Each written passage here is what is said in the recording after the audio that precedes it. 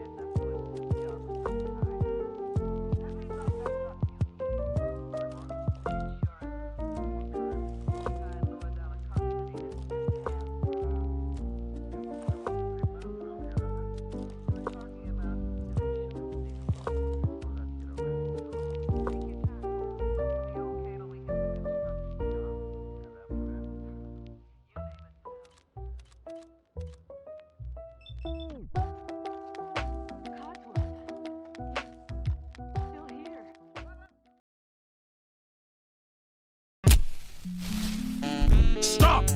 You violated the law. It's been too long since I've seen a good brawl. I'm just warming up, you pathetic worm!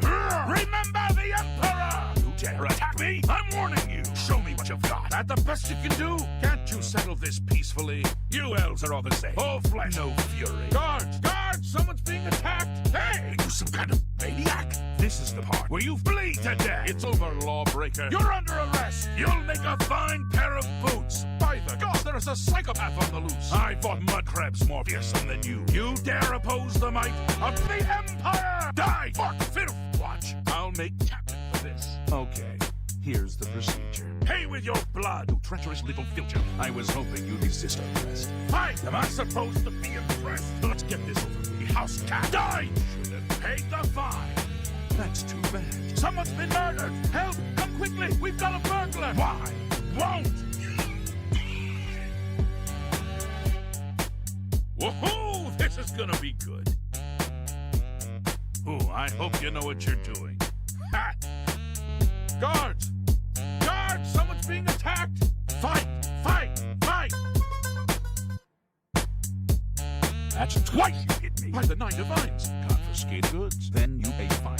Looks like we've got a thief in our midst, you sticky little worm. You won't get away with this! Guards! Guards, I'm being robbed! You dare attack me? Back off! What won't you? Drop it, hey fox! Your stolen goods are forfeit.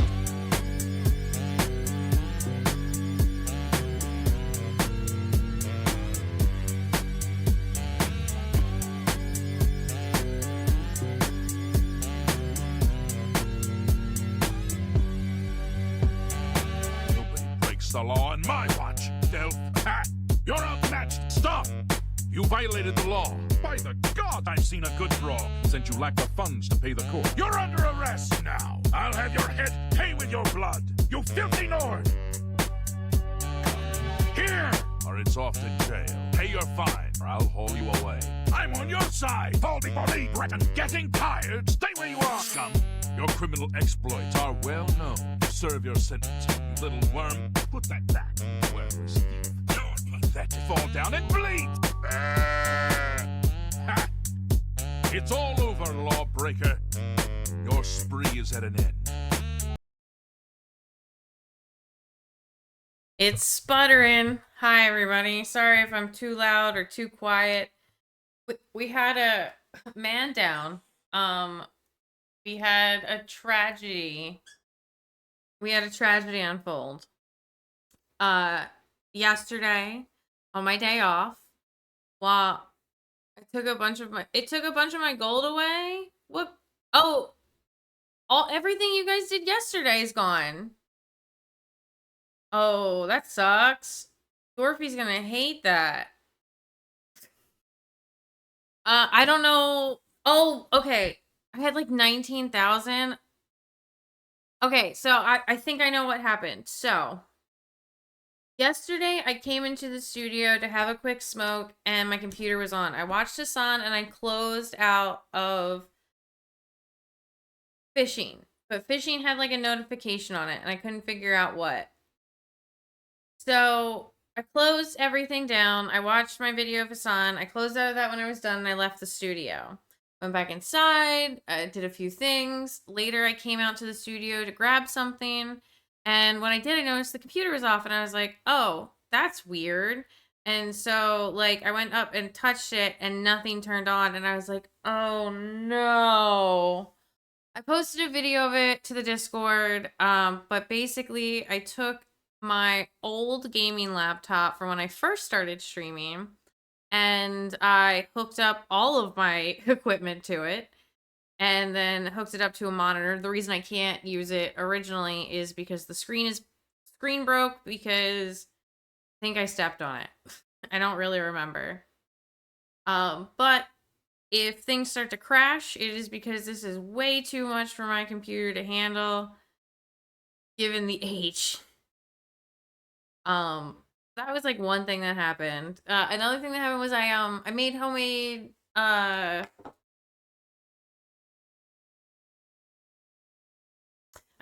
jelly this weekend. First, I had made lavender, and the lavender turned more into like a syrup, less like a um less like a jelly, because I'm aiming for like a jelly consistency. So it was very syrupy. It was also a little too perfumey, so I would probably redo that batch and do it a little bit differently. I also steeped chamomile tea and Earl Grey tea, and I steeped those for the same amount of time as the lavender, and the same amount. Actually, I think I had a little less chamomile personally. I was supposed to do like half a cup, and I think I made it to like just under half a cup. So I made the chamomile and the Earl Grey yesterday. I did the technique a little bit different. So the recipe I had called for you to steep the flour in water for 20 minutes, and then you mix in the pectin and the lemon juice until all the pectin's dissolved, and then you bring it to a boil. And then once that's boiling, you add 4 cups of sugar and stir it till it dissolves. And then you let that boil for 2 to 4 minutes. And I followed those instructions, and like I said, it came out like syrup. So what I did instead is I followed almost all the steps the same, except when I started doing it the first time, or when I started doing the Earl Grey, because that's the one I started with. Instead of doing the pectin and the lemon juice first, I did the sugar first, and I didn't realize it until I'd already added the second cup in, and I was like, no! So I added the pectin and the lemon juice in very quickly, and then I brought that all to a rolling boil until I was happy with the consistency of the stuff that dripped off the spoon. So that was my Earl Grey, and then my chamomile, which I did in another pot. I did the pectin. I brought the chamomile tea up to like a simmer, and then I added the lemon juice and the pectin. And immediately, as soon as I was done adding those in, I also added in the sugar and like mixed it until it was thoroughly dissolved, and then I brought that to a boil till I did the same spoon technique, and I really like it. And the way this technique works is you take your, like, here's your thing, right? You take your spoon and you scoop a little bit, and then you drip it off. And the longer it takes for it to drip off, the more caramelized that it is. So if you don't have a candy thermometer, that's like your next best tip. The other tip I can instill is you take a small little like ceramic saucer or a plate, and you put like a spoonful in the center, and then you put it in the freezer and check it in like, I think it was like 10 minutes. And then you should have your answer on whether it finished or not. So they have set up so nicely. They are way more set up than the lavender for sure. Also, I feel like I look blue.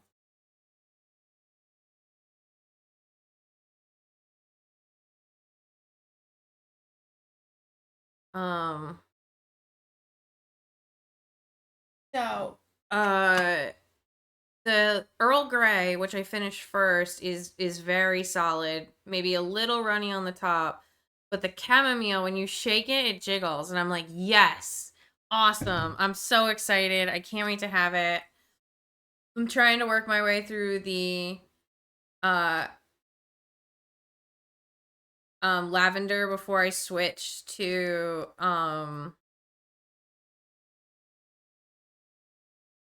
encoding overload. Try turning down video settings. Bro, I tested everything. I don't understand. We might not be able to do fishing, guys. I don't know if my computer can handle fishing and Fallout because it's not even handling fishing, OBS, and Google Chrome. I couldn't think of the word. We're gonna test it. If I start dropping frames like crazy.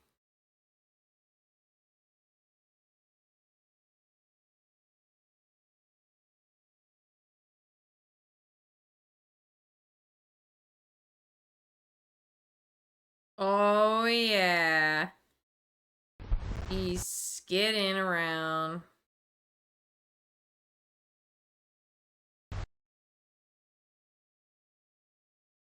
Ooh, buddy.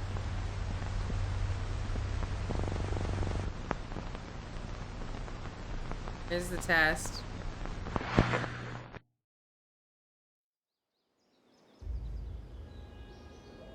Oh, look at that delay. Oh, you can't see it.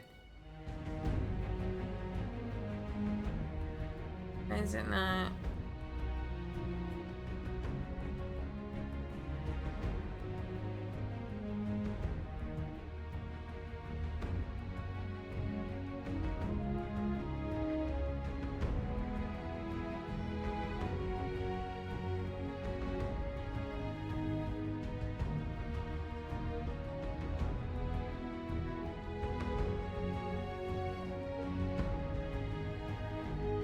What the heck? It worked earlier. Everything was working earlier. Oh my god, I can see the delay on the camera up there. I also hope I don't look as pixelated as I do on this. Oh, this is rough.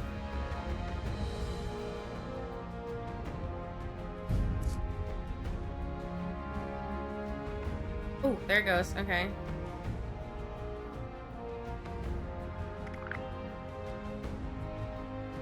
I would rather you guys get to fish than me play Fallout 76.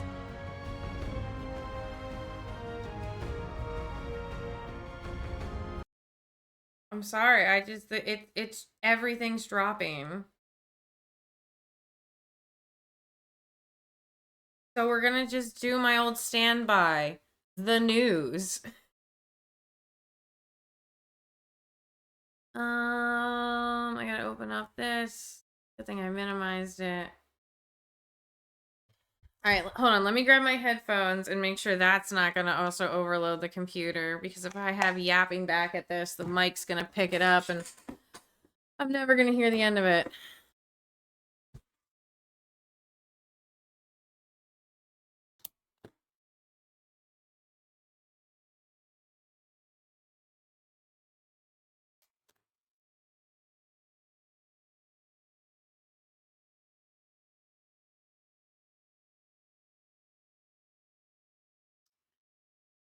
All right. We got fishing going. I need to turn... You're probably going to hear quiet for a moment, so just be prepared. I'm probably going to break it.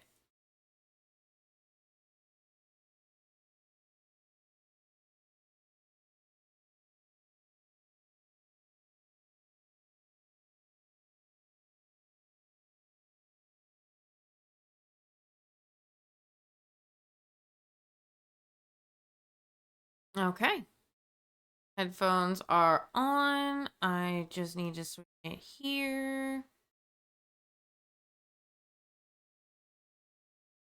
Properties. Ear cuffs. Okay.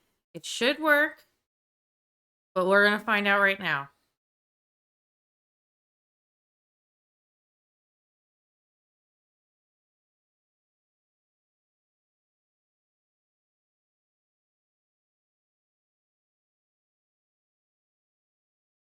Oh, of course it's muted. I was like, why no sound? What did I do wrong now? I muted it. All right, hold on. I gotta change the title.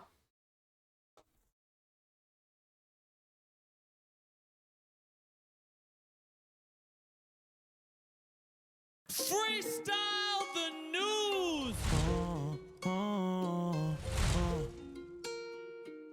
Classy. Watch the pocket side, check the optics. Politics, the brand, but most flex the gossip. I saw the roster, y'all drop the doctors. One piece at a time like Netflix with Chopper. No more terrorists, man, the shit's so trash. More shots fired at children, how it gets so bad. The world run by the villains, bullets in your class. No guns won't make a difference, but that shooter's trans. Y'all obnoxious, y'all got some toxic in your toxic. Find the demographic and blame the content they cross with. Pray away the death as if guns were never the problem. Crashing out on X like you wanted some little Nas shit. Go back on the logo, give me something to sauce with. Richie, shut the fuck up, how the fuck is you talking? All that smoke online, but IRL, you a lost bitch. Bet you got fans like Will Smith at his concerts. Cringe is pervasive, they get him back in the States and then try to ship him again till they block on the deportation. They're fucking up in his brain. I've been looking at JD's statement, those bruises is looking crazy, man, you old as fuck. And y'all consume me like Fantano, put the money in a flannel and get mad like Mr. Beast when he ain't ranked above your channel. Digging through the rumors, they've been lying through their samples, plus 20 motherfuckers, there's a cross that get your ankles. Y'all wanted Jerry half of the map, we gon' pick it up. All of your numbers stuffed in the back, they just give them up. They say, how dare you tryna burn up a flag while sucking dick inside the cabinet, torching it while they laugh. Oh yeah, all these performative queries, liberals and leftists, like TikTok arguing theories. God forbid if you just sick of all the influence shit. They look at you like Snoop Dogg when two women trying to kiss, like, whoa! Ugh. I was so frustrated about that Snoop Dogg news. He was like, I can't go to the movies because I'm scared I'll see queer people. And it was because his nephew had asked him about the movie Lightyear, or he was like, how am I supposed to explain Lightyear when it features like gay people? And I was like, oh my God, man, Snoop Dogg has been whacked. Yeah. Straight up. He was like, how do I explain these lesbians to my nephew? Oh, wait, I know. How about I just can't go to the movies anymore. I'm too scared. But the scene in reference is like Buzz Lightyear seeing a door open and then seeing a door close. Like it's literally like a 5-second montage shot. And like this is what this is featuring now? 10 seconds out of a 2-hour movie is featuring? What the hell? I think I deserve more film credits then. Too soon? Not Lightyear. Oh God. It's almost like shook. So all those boxes back there are actually like decorative shit that I have in the new space. I just can't put them up because I need to wait for all my soundproofing to come in. Because right now my room sounds like a fucking cavern in the middle of the ocean. As someone who is not completely soundproofed my studio, it drives me nuts. Hey, thank you guys so much for watching Freestyle the News. If you like what you heard, please be the best like button in your police precinct and end up planning an elaborate high-stakes heist for you and your whole precinct as you battle your police captain, your best friend, Chelsea Peretti, and your then... Okay, hold on. I'm like in the way of every image.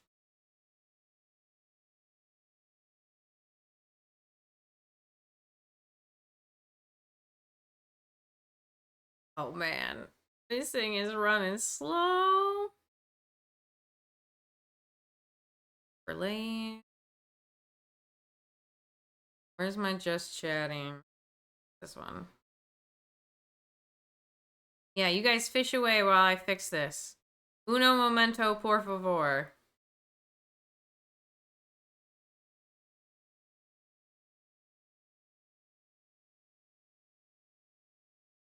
I'm moving the right one. Yeah, okay.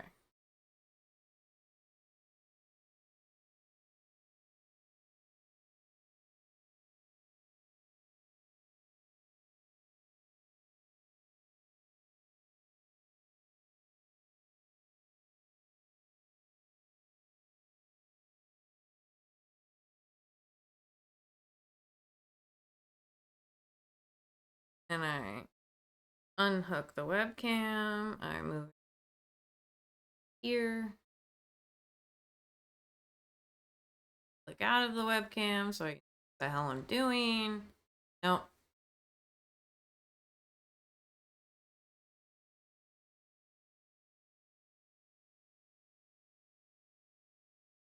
Okay. Much better. Girlfriend slash rival who used to be rivals with you but now is your girlfriend, and then as you're trying to finish up the heist she ends up finding the belt, and then inscribed on the belt, that's a spoiler, watch Brooklyn Nine-Nine, and leave a comment on your favorite bar. Bro, I fucking love Brooklyn Nine-Nine, right? I've been rewatching it recently because a lot of YouTube clips come up, and you know when you like see like a YouTube clip and then you fucking watch everything from that clip? Well, I've been rewatching. I've watched the entire series of Vikings in one night because I couldn't sleep, all through like 30-second to 15-second clips. Recently, and it really holds up, man. I mean, even if the show is about cops, it has no problem being critical of the police. In fact, the entire last season is hypercritical of the police, while at the same time being a goofy, fun show that has some really heartwarming moments. And it's by some of the same people who did Parks and Rec. Go fucking watch it already. Rest in peace, I do Andre love Parks Brown. and Rec. We got a lot to talk about this week, but look, before we go forward, I have to issue a little bit of an addendum on the Friday show. On Friday, we talked about that Wired article about Democratic influencers receiving dark money from a number of groups. Now, this article had a lot of contention online, and it's kind of blown up even bigger since then. Multiple corrections being issued, creators speaking out, Lorenz defending herself, everybody in my comments going fucking ape shit. And a big issue I had like with the Friday show was that like everything that like I was actually talking about, like the actual points that I was trying to make,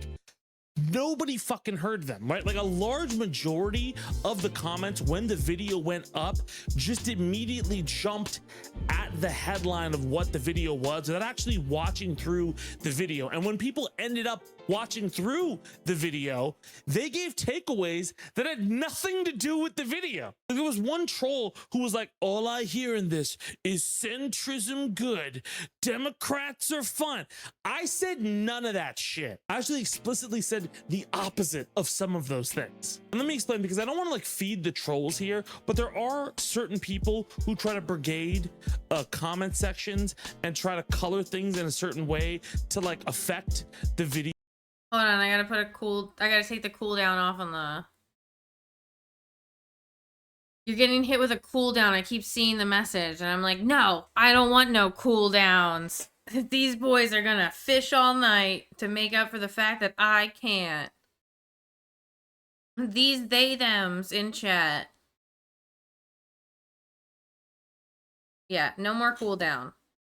User cooldown. 0.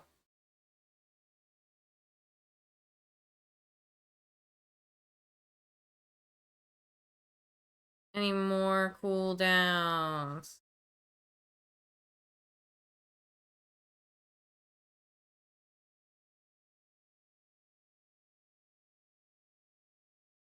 Halloween mode? Yep. There you go. Oh, wait, hold on.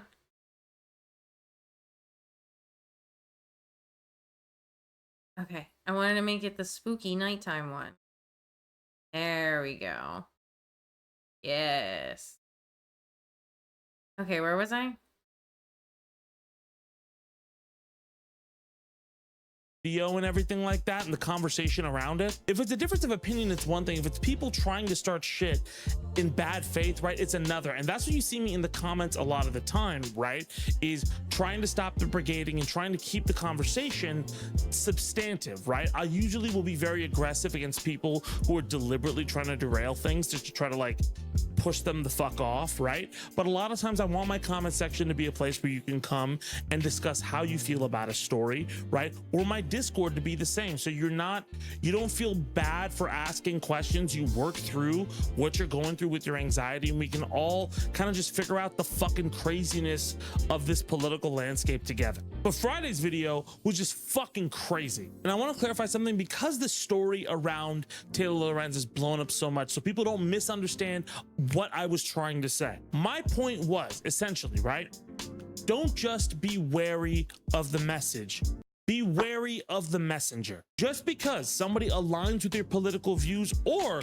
brings you truthful information that is beneficial to your political outlook doesn't mean they are a trustworthy person outside of that. They have to earn that trust. And the article has points in it that are absolutely valid and a lot of points in it that are spun and misrepresented, like a lot of pieces by Taylor Lorenz. So my point was, right, don't just blindly claim Taylor Lorenz to be a hero and an unimpeachable journalist full of information, right? She has very self-serving goals to manipulate the stories that she covers and the people who engage with them for her brand. She has done so for years to different political movements. She also tends to get very erratic and aggressive when she is called out and relies on the partisanship of who she's galvanizing to defend herself. That doesn't mean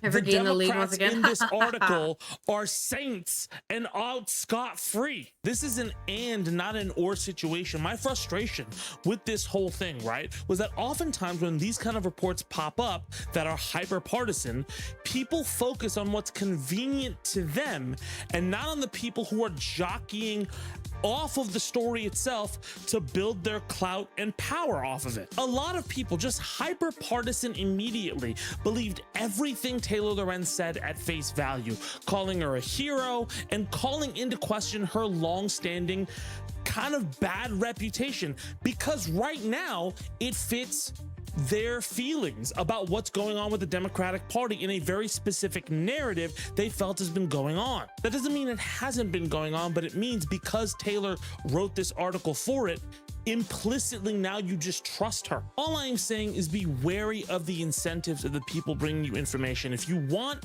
to just believe Taylor Lorenz is totally being honest, believe her, but believe her warts and all, with her reputation, not just sidelining it, right?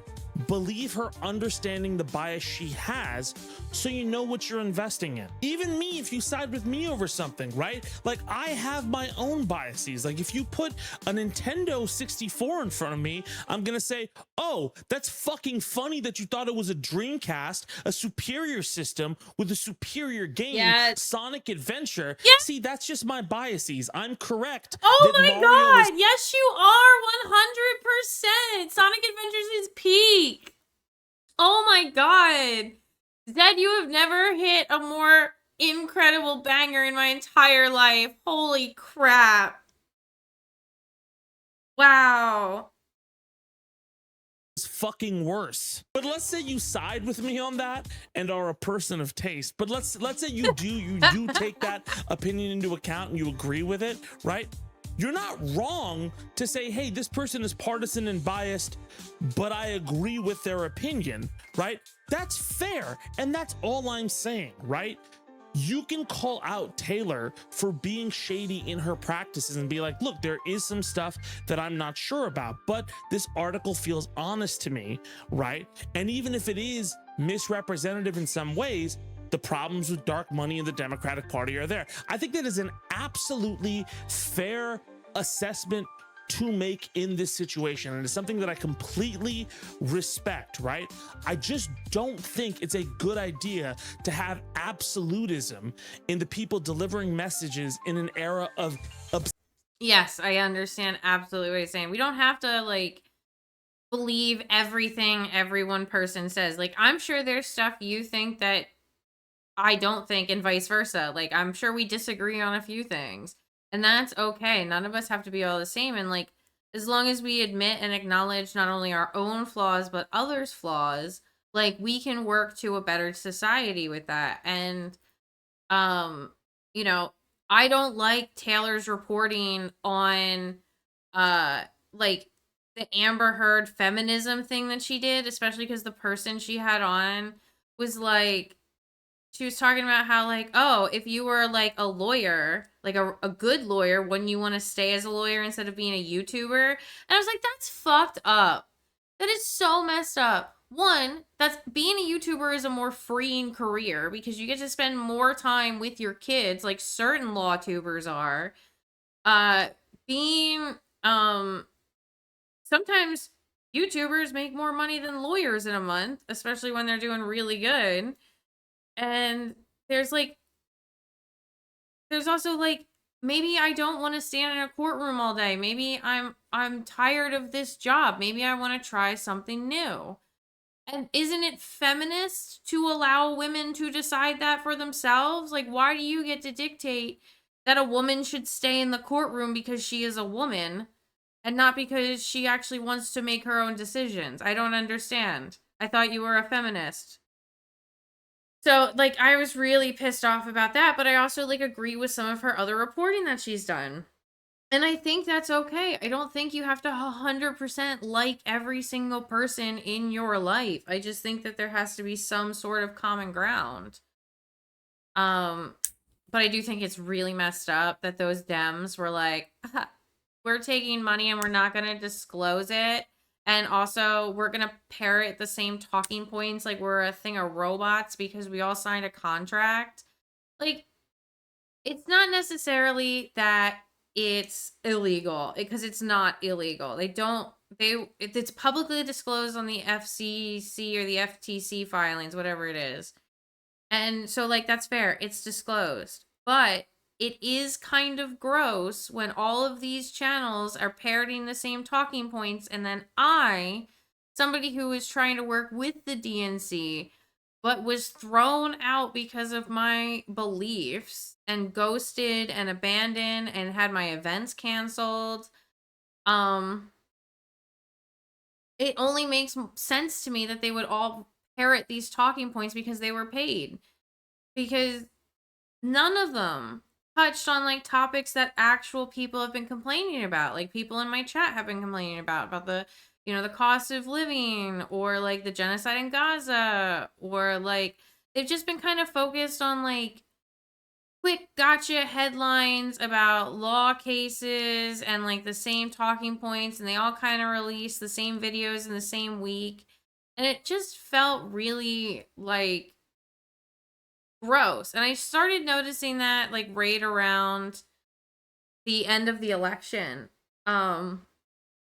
Because after the end of the election, David Pakman put out a video that was like, ever since the election, I've been bleeding subscribers, my view counts are down, other people in this area are down in views, you know, I'm working on Substack, I'm moving to Blue Sky, but you know, I don't know what's going on, but this is, you know, this is what I'm doing to keep going, and I'm going to keep fighting against fascism. And then Brian Tyler Cohen put out like the same video. And so, and they're part of the same thing that was like receiving $8,000 a month. And like, I think that's gross. Like, I think that they should have been like, hey, I was paid $8,000 this month to say this thing. Or, hey, I was paid to the DNC to express my feelings on this thing. Okay, that's definitely more ethical than just not telling your viewers anything.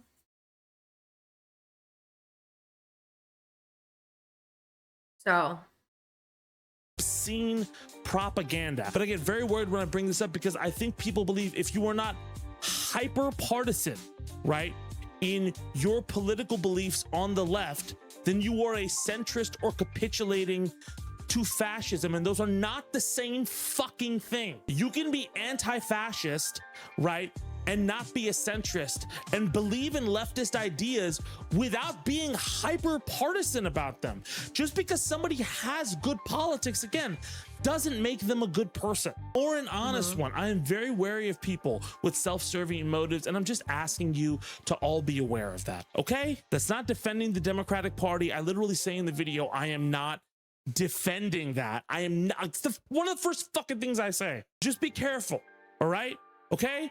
Cool. Let's get into this breakdown. Jesus. It's been another very busy week for the Trump administration, but as we start to push into fall, a lot of the cracks in his overwhelmed strategy have started to show. Before we dive into those, there were some pretty big stories that dominated the week. The first being the purging at the CDC. With the new director of the CDC, who was just appointed, Susan Manares, being fired but refusing to leave, as simultaneously an exodus was happening of many of the longtime leadership at the agency. Decades of experience just evaporating. RFK Jr., if you're watching, evaporating is not an ingredient, it's a scientific thing where liquid turns into vapor. You don't need to ban it, okay? It's fine. It's not in your vaccines. Well, vaccines do. No, don't. Now, reports came out shortly after, right, that Manares clashed with RFK Jr. over vaccine policy, with leaks alleging Stephanie Spear, a top aide to Kennedy, accused Manares of incompetence after the agency workforce had been fucking gutted by the Trump administration, and tried to either force her to resign or fire leadership while accepting weird vaccine recommendations. And Manares refused, and now RFK Jr.'s deputy Jim O'Neill is gonna have her job. Great. Good on you, Susan, though, all right? Okay, my mom is a scientist and she's been through similar situations, right? Like, I can't tell you, that's fucking, you're a real one. But on top of that, Trump also fired Lisa Cook. Dorothy, I have bad news. My desktop crashed and you guys lost all of your gold from the previous stream. RIP. Blue's kicking your ass now. A member of the Federal Reserve Board of Governors. That's an enormous escalation of executive interference with the Federal Reserve Board. Now look, Lisa herself was embroiled in possible mortgage fraud, which was brought up by Bill Pulte at the Federal Housing Finance Agency. I don't know, you got until like 9:15 tonight. Who submitted the claim to the DOJ, who then submitted it to Oh no. Look, impropriety is impropriety, but the sequence of events and the messenger here is once again a little fucking sus. And because this move— You did it the other night. And there's no cooldown. Stop complaining. You're wasting your chatting time. very quickly and conveniently, Cook is going to court to try to block her firing, with the decision now being delayed. And let's be very real, Trump is escalating the signals that he wants control of that board, which would be very bad. His strategy over this month has been to flood the zone as much as possible, as this is always his fucking strategy, right? Signing an executive order to ban flag burning, trying to redeport Kilmar Abrego Garcia, canceling Kamala Harris's Secret Service detail. That's just— You're just gonna have to spam it. Okay, no, that's not true. You know that there's at least one fish that's like 1,000 gold, and then you know that there's like another fish, or the treasure chest is like 1,000 gold. So stop being a big baby. fucking petty, dude. All of this very obviously built up to play into culture war polarizations we all seem to be signing up for. But like I said at the top of the story, the runway is not squeaky clean here, right? A judge yesterday in the US Federal Court of Appeals, as of this recording, ruled Trump's tariffs are unconstitutional. I wish they would have said so before India started seeing China behind our back. Tum paas aaye, यूं मुस्कुराए, तुम केला जाने के. Hey, Indian people know what I'm talking about. But the ruling was that the president actually overstepped his authority with all of his reciprocal tariffs, and now all of them get to stay in place till October 14th. So you hear that, Dorothy? You better reach out to Hasbro and be like, where's my money? Hello? Excuse me, you said you would refund us the tariffs, my dude. I would be banging on Hasbro's front door, asking for that money back. Just print this out and be like, look. So the president can appeal, but that move throws a large tenet of Trump's agenda into limbo. Again, tariffs are not popular on the broad spectrum of even Trump's supporters. His approval ratings for the economy and inflation are— I have a question. Do you think companies are going to reduce the price of their products now that tariffs are undone? What's stupid is Trump could have Congress do it legit. Yeah, he could have. But now they're so unpopular that if Americans see them voting for tariffs, I think we're going to have all-out war. It's one thing when there's an executive order. It's another thing when you physically can see a crowd at a town hall, which I have heard there's a montage of all of the people who have been booed and yelled at so far this year at town halls, and I'm gonna look for that.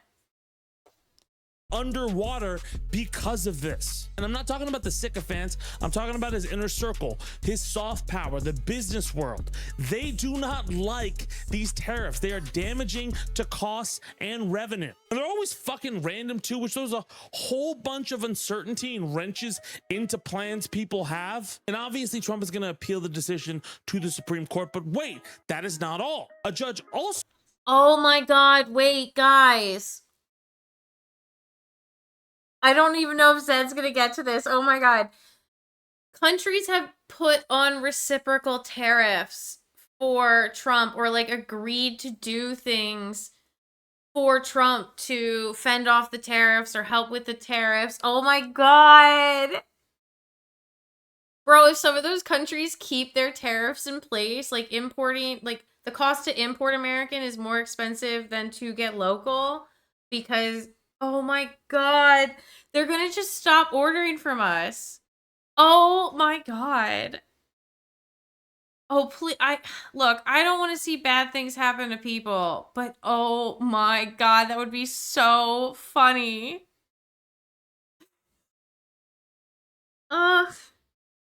also blocked Kilmar Abrego Garcia's deportation. You know, the cruel, fucking unusual one Trump was trying to push through just because he's a stubborn bitch. So that is getting appealed. On top of that, a veteran is now— What did Dorothy get? Look, see? You were complaining and now you're catching up. What does Blue got? Blue, it's moving too fast. Blue has 16,949 and Dorothy, you're at 15,691. I always complain. suing Donald Trump. That's my secret. I'm always complaining. After he burned a flag on the lawn of the White House, fucking calling out that executive order, citing free speech. He's hoping to take that to the Supreme Court. Alligator Alcatraz, fucking empty. And it's about to be shut down completely thanks to— Oh, he's gonna say it. Again, a judge's order. Man, this motherfucker getting jumped. I would also like to say that the reason it was brought to court, Alligator Alcatraz was brought to court and was successfully, closed down by a judgment, was because the local Native American tribe was like, hey, that's our land. You can't just build things on our land without our consent. And they took it to court and the judge agreed, and then the appeals court agreed. I love that. I love that so much. By so many judges right now. And somebody just flipped an Iowa Senate seat, ending the Republican supermajority in the state by flipping a +10 Trump district by 20 points, which means they won by 10. Fucking math is hard. And while Trump has been getting jumped in by all of these different disparate things, there's been a ton of speculation about his health, because he's an old fucking man. In fact, if you were on Twitter yesterday, you would have seen a meme about him traveling to a farm upstate. I have to say it like— oh my god, it was so fun. It was great. I can't tell you what it was like. I opened up my phone, I opened up Twitter to see what the news is for the day.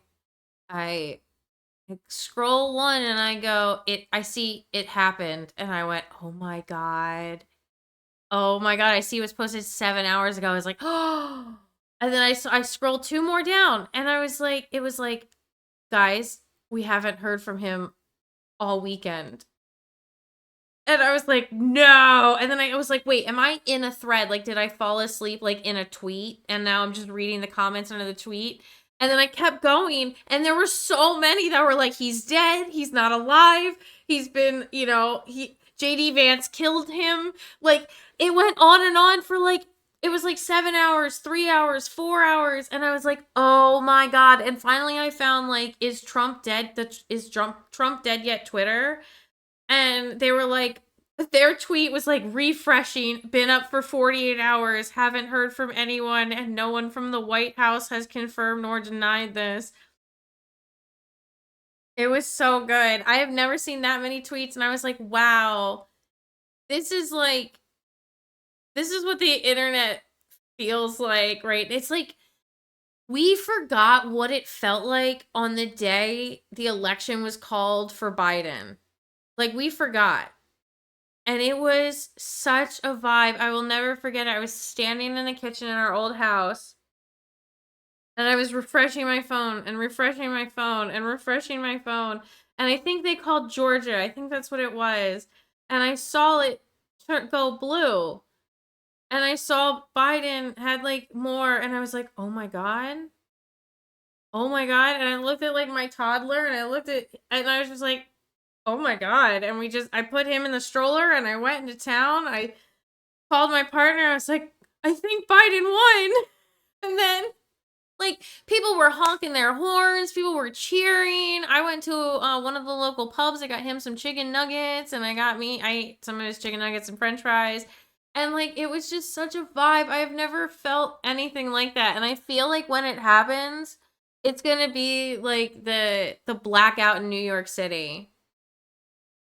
Like that's the level of like insanity. I think it's going to be across this entire country. So many babies are going to be born 9 months to a year after that date. Oh my God.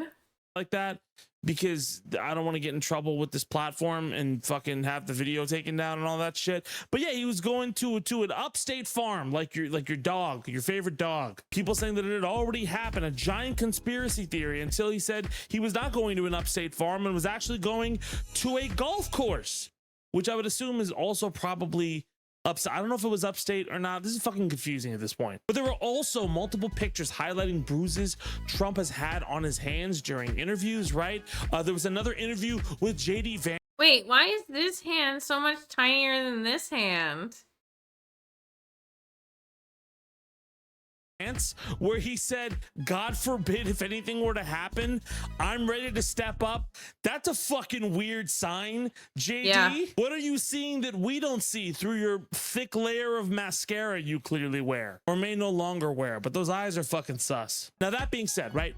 Don't let anybody fool you. These are significant setbacks for the administration, and it feels like it's been a while since we've seen a lot of these kind of setbacks. Felt like summer was just a giant fucking hose of what the fuck is going on? Because like I said, Trump is just fucking throwing everything at a wall, trying to make erratic behavior normalized so you don't have to pay attention.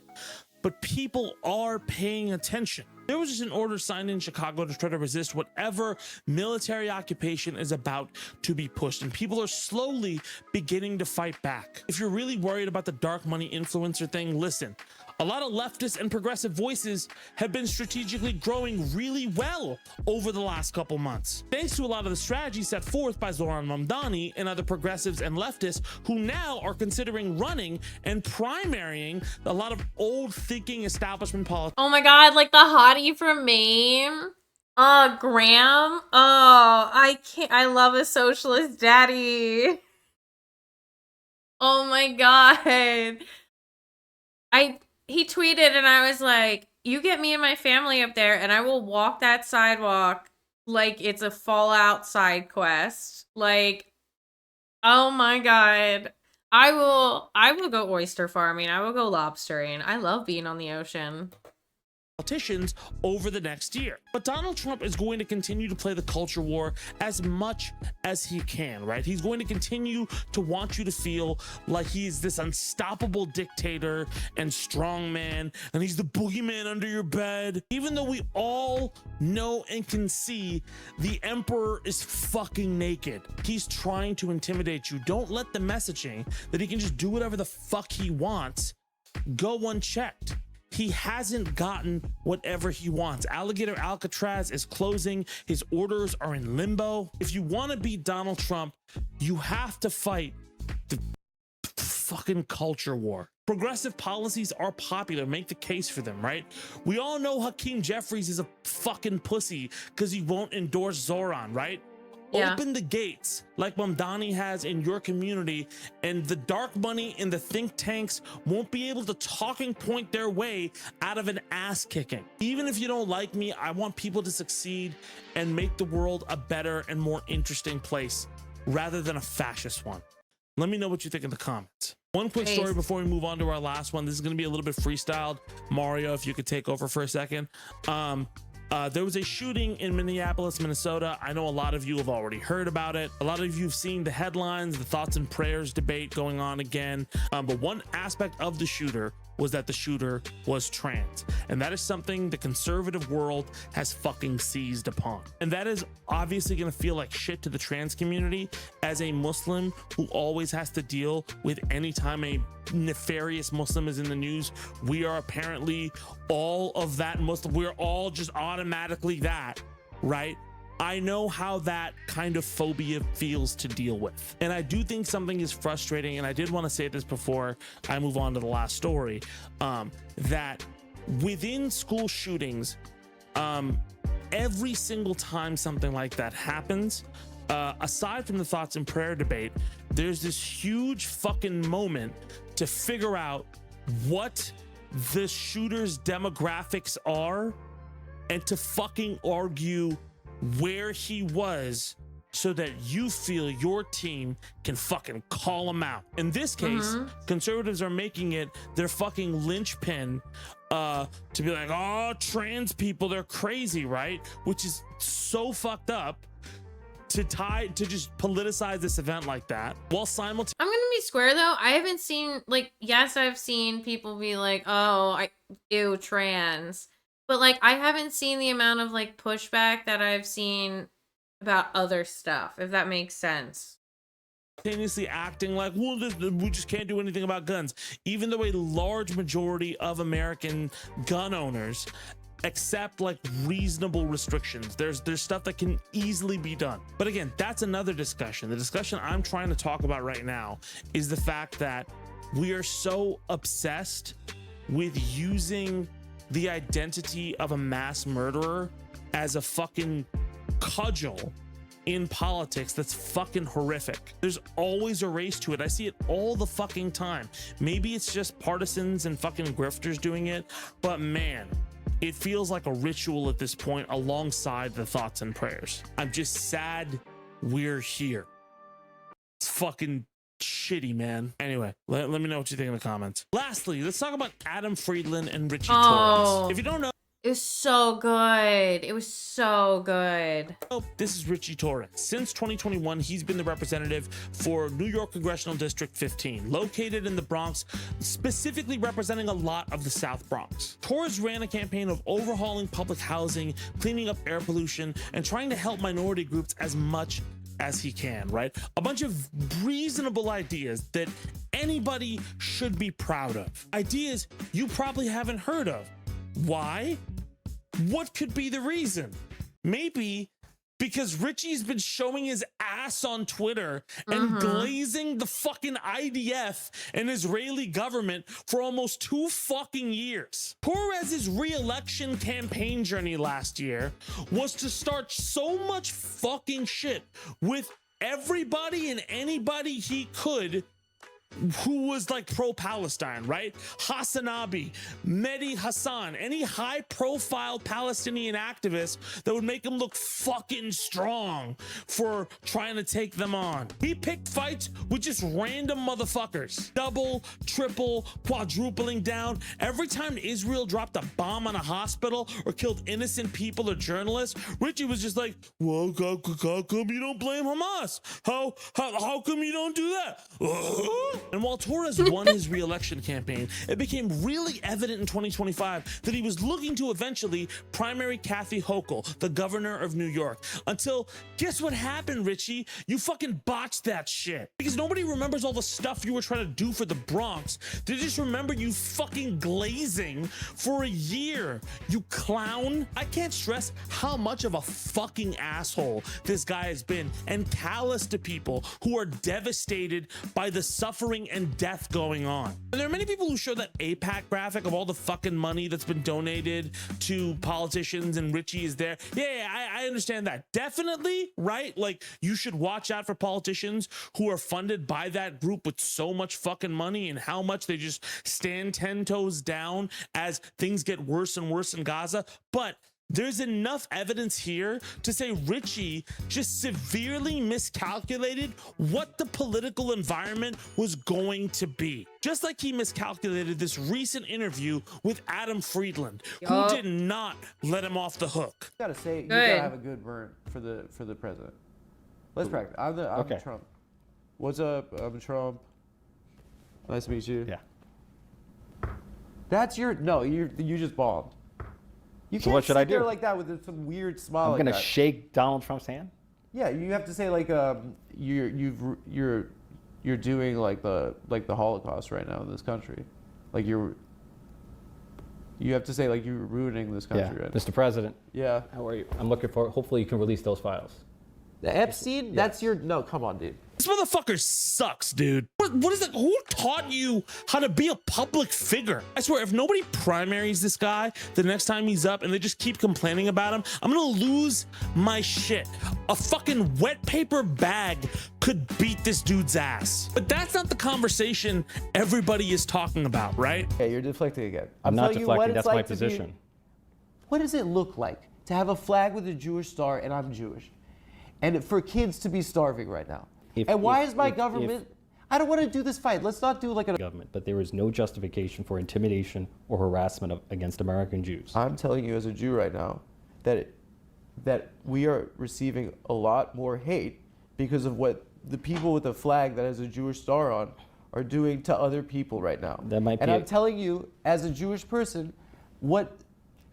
how painful it is for us to say, and it hurts my stomach to say this. So you're going to say, I disagree, that this is a genocide. And that hurts to say that a Jew could do that. It hurts because we grew up with learning about what hatred is. We grew up learning about this. And the same year the state of Israel was established, in 1948, the world saw the Holocaust, and they established standards for what a genocide is. It was the same year. And the world said that this shouldn't be a thing that happens. You know? They've killed journalists. People have been killed in a war. It's been a tragedy. They've killed people waiting for aid. But you're suggesting that it is the policy of the Israeli government to murder civilians, and that is a notion that I reject. You gotta listen, man. You gotta be like a human being about this. Jesus, dude. I'm pretty sure Richie just doesn't have a set of opinions. He's just a fucking dog shit politician. Yeah. Who thinks Every time he heard a talking point, he just printed out another receipt from all the cash he gets of what to say. He's just stuffing his ears with money and being a bot. right thing equals He's really acting like a clanker. good vote. Richie is like flavorless boiled chicken, right? I never thought I would meet somebody as fucking boring as Nancy Pelosi, but at least she can fundraise. Somebody get him a cell phone so maybe he can tweet his way through his next interview with Adam Friedland. But also, he's a coward. He's got to own this brand, right? And you can see a little bit in his fucking eyes how it's not working against Adam, who really puts his bullshit to the test. And that's the canary in the coal mine you've been looking for, right? When sycophants like Torres can't profit off of people's ignorance towards atrocities, you understand the tide is shifting. And hopefully that shifts into a better representative for New York's 15th district. Fuck you, Richie. I feel bad for calling you a clown because they're at least fucking entertaining. Drop out. Let me know what you think in the comments. And that's our show. Thank you guys so much for watching. Remember to like, comment, subscribe, or leave me a fucking wall of text, which I don't want to read, but I probably will. We'll be back next week. I'm trying to get this space I figured. should copy and paste like a book summary in there.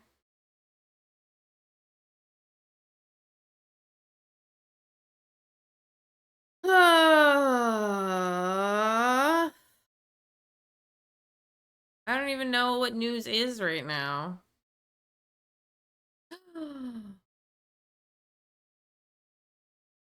No, not the pizza ovens. President Trump is touting what could be a Ew. financial windfall Fuck you, Jake Taffer. for the United States, but at whose expense? Is it American consumers? It's based on Trump's new tariff rates for various countries. The Congressional Budget Office updated its projections and now estimates that Trump's tariffs could reduce the U.S. deficit by a whopping $4 trillion over the next 10 years. Let's bring in Justin Wolfers. He's a professor of economics and public policy at the University of Michigan. So, first of all, what do you think are the chances that the tariffs will actually last through 2035, which the CBO is basing its estimates on? And close to no chance, and that's one of the biggest problems, which is the whole idea of tariffs is you provide an incentive for people to set up shop. But the tariffs are going to change before the shop gets set up. And as a result, I'm not sure we're going to get much action out of this. So then the big question about this $4 trillion is, where is this $4 trillion coming from? Is it coming from foreign governments? Is it coming from foreign companies? For months here on The Lead, we've been talking to small business leaders about how the tariffs are affecting them. Most of them say that they are currently eating the tariffs, but eventually are going to have to pass on the cost to their consumers. So I wonder, in this projection, who pays this $4 trillion? Is it mostly American consumers? Yeah, Jack, I want to come back to something you said in The Lead. You said this windfall for the American budget. It's not a windfall, it's a tax. And when you charge people a tax, the government gets revenue. It's as simple as that. In this case, here's how it works. If Best Buy brings in a washing machine, say from Korea, that washing machine gets shipped to America and it sits in the port in customs, and it can't get out of customs until Best Buy writes a check for the tariff. So at the first level, Best Buy, an American company, is paying the tariff. But we economists like to look at it a little harder. Everything's connected to everything else. So there are some other things that could happen. Well, Samsung could decide what they want to do is keep their market share, which means they'd have to cut the price they're selling that washing machine at. But there's a price index called the Import Price Index, and it measures the price of our imports, not surprising. That has not fallen a penny. What that means is that Trump's promise that foreign companies would pay this tax turned out to be false. Of course it turned out to be false. What do you mean? What do you mean? Maybe he's saying it for like the average viewer, but like my brother in Hades, please. It's not turned out to be false. We're false all the entire time. I don't understand. Also, I'm really cold. At the moment, Best Buy is paying the tax, but probably what's starting to happen, what has started to happen in a few places, and will happen more over the next few months, is Best Buy will discover that its costs have gone up, and then it's going to jack up the price. Either way, the cost is being borne by Americans. Right now, by Best Buy, and therefore by my 401k, which is invested in that. Later on, they'll jack up the price and it'll be American consumers. Simple point here, it's a tax on Americans being paid by Americans. Yeah, just to be clear, when I said windfall, I was saying that's what how President Trump is describing this. So what to do with the $4 trillion coming from the tariffs? Trump once said he was considering a kind of tariff rebate check for American consumers. Here's what the Treasury Secretary said about that. I think at a point, we're going to be able to do it, but President Trump and I are laser focused on paying down the debt. What do you think? That means no. I think he's exactly right that it would be crazy for there to be a rebate check. By the way, Jake, do you remember just a few months ago we were being told that there would be so many trillions of dollars saved by Doge, we'd all be getting rebate checks? And I went all over TV having arguments with people saying, how big would the rebate check be? And it turns out Doge never saved anything. In this case, the Republicans just passed a budget. Their budget took an already existing budget deficit and made it worse. Let's not talk in trillions. What this is basically $400 billion per year over 10 years. That's the easy way to think about it. And basically, they've already spent that. They've spent that giving tax cuts to rich people. So what does this mean? It means overall what we've done is we've swapped one set of taxes for another. It used to be we had high income taxes on rich people. We've gotten rid of that. And to fill the budget hole, we're now putting tariffs on. Now, tariffs are paid by everyone. They're a sales tax, effectively. And so that means we've shifted taxes from the rich to the working and middle class because all of us buy imported stuff and therefore all of us are paying these tariffs. Justin Wolfers, University of Michigan. Thank you so much. Good to see you, sir. Pleasure, mate. Fontana Forni USA is a business that imports high-end outdoor pizza ovens directly from the family-owned manufacturer in Italy. It's been in operation since 1978. The U.S. distributor works in close collaboration with the Fontana family to bring their designs exclusively to North America. And CEO Jeremy Landy joins me now. Jeremy, thanks for joining us. So your business relies on an imported product that you can only get from Italy. How have the tariffs changed things for you? Yeah. Hi, Jake. Thanks for having me on. The tariffs have impacted us in a couple of different ways. The first one is just being able to figure out how to navigate them. What most people don't understand is there's actually 2 tariffs on our products. The first one's just the standard 15% EU tariff, but then we have a second tariff, which is the steel tariff, which is 50% of the cost of the steel. So to give some perspective, in June, I had 2 ocean containers come in, and they were taxed at over 80%. And so we paid our 80% tariff on these ocean containers that came in, and later found out that that isn't exactly what the situation is. Working with our customs brokers, they're not even exactly sure what the procedures are. So not only does it tie up cash, it's hard to plan, and it constantly has us rethinking inventory levels. 80% tax or tariff is a lot. How are you weathering the costs? Do you have to raise prices? So it looks as if, because the landscape is always changing, that we're not going to have an 80% tariff at this point in time. But honestly, we're not exactly sure where it's going to land. But yeah, we've had to raise prices. That's what I was August waiting 1st for. was our first price increase in years, and it's something that we absolutely don't take lightly. We absorbed the cost for as long as we could, and we've even absorbed some of the cost to not pass it all on to the customer. But August 1st, we did have a 10% increase in prices. So hopefully we don't have to have another one.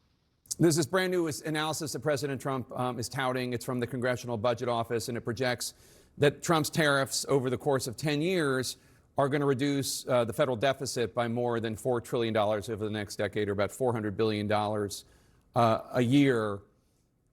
I assume that your perspective is that the people paying for that are you and your customers. Yeah, it's going to be the tariff burden comes on to us, and it's a matter of how much of that we want to pass on to our customers. We're a relatively small business, and we already have the absolute best of terms with Fontana Forni, and there's really not much to be done on their end either. So we're forced to raise prices in order to keep the quality and keep the highest level product. Why do they keep showing the commercials so big? I can't stop staring at the food. I think my pizzas are better. Product we can out there. If President Trump were watching right now, what would you want to say to him about the tariffs? Yeah, it's just that, sure, we understand the tariffs, but really there needs to be transparency. There needs to be predictability. The sudden changes really disrupt our business. And if there was just clear guidance, it would really, really help us out. And you at home, if you want one of these beautiful pizza ovens, you can shop for Fontana Forni. That's Forni USA. Fontana Forni. Hashtag ad. Oh my God. I'm gonna build my own with some bricks and some concrete and a prayer. All right, I want to go inside, and I want.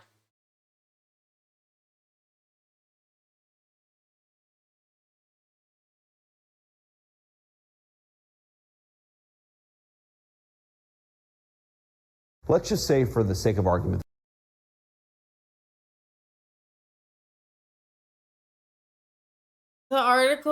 The video's name is "She Screwed Up." Tulsi Gabbard mistakenly reveals name of undercover CIA Lisa agent. Cook had done absolutely nothing wrong.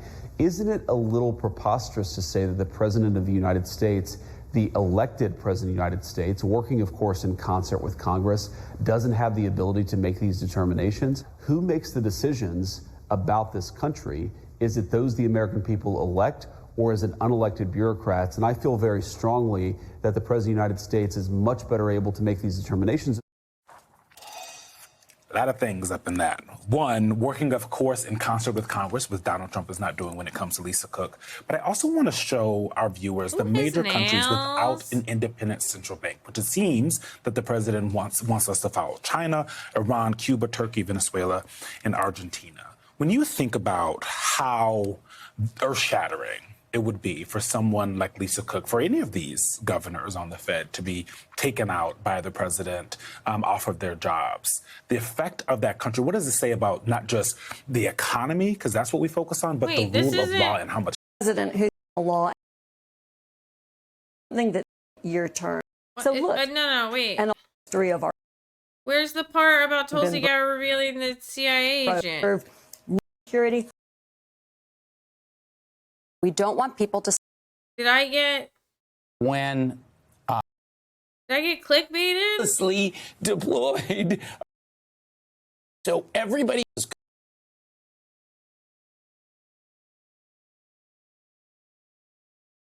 Intelligence... Oh, here we go. ...that normal... CIA before revoking this week that is, frankly, pretty stunning. So tensions are rising between Director of National Intelligence Tulsi Gabbard and the CIA chief because she disclosed an undercover officer's name, according to NBC. And Gabbard and her office failed to properly coordinate the move with the CIA before revoking the security clearances of the 37 current and former officials. It appeared that Gabbard and the Office of the Director of National Intelligence were unaware of the CIA employees' covert mission. They're that good. How big of a deal is this? I mean, what's your response to this? Well, this is a huge deal. And I can tell you, there are people on that list that Norm knows and that I know and that I suspect Joyce knows that are extraordinary American patriots. I mean, top intelligence officials who've done things to save American lives, and not just hyperbolically or symbolically, actually. Americans who would have otherwise been dead were it not for the 37 people on those lists. So that list is arbitrary, that list is punitive, and that list apparently included people who were still undercover. This is a very big deal because once an intelligence officer's cover is blown, that's it. They don't go back in, they don't get to go back and deploy overseas, but it's more significant than that because that can compromise ongoing intelligence operations and activities. Why? Because that person possibly was engaging in those intelligence collection activities under their pseudonym, under their fake name. And once it's known that that person is actually an intelligence operative, that can lead foreign governments to go unravel real-time operations. That puts sources in danger. Again, that puts American lives in danger. This is like a core thing that the Director of National Intelligence shouldn't screw up. And clearly she screwed up. Now, I get that the CIA is saying, you know, we are upset about this. But look, I'm not going to let John Ratcliffe and the CIA off either, because they have been perfectly willing to come out and politicize intelligence in recent weeks on things like Russia and rewrite the past and carry the president's water in ways that also do damage to intelligence collection, and the United States intelligence community workforce. And so I think what we're seeing... I feel like I got clickbaited. I should have just gotten up and used the bathroom. All right, hold on. I'm going to put music on. You guys can fish.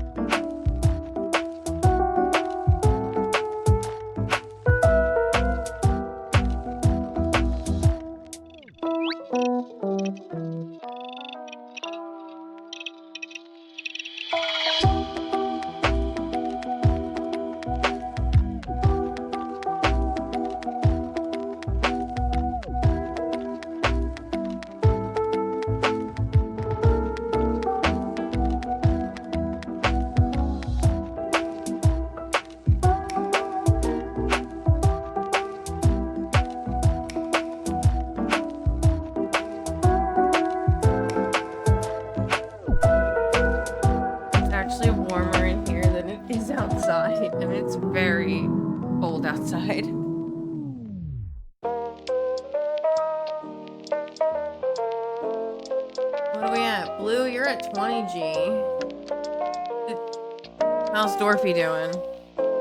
How's old Dorothy Doodle doing? Dorothy Doodle do.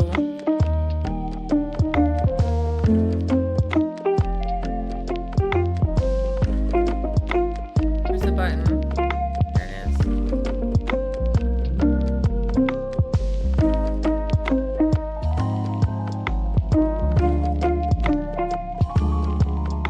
Let's see. Dorothy has 17,000. Blue has 20,000. Oh my god. Bro. Ooh, that's messed up. How you gonna beat up old people like this? Oh, I'm losing frames.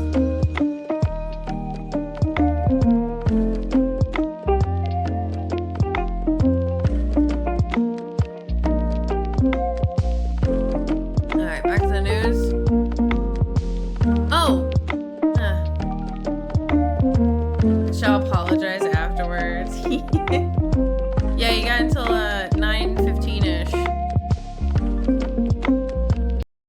Everybody in my house is sick. And it makes me sad.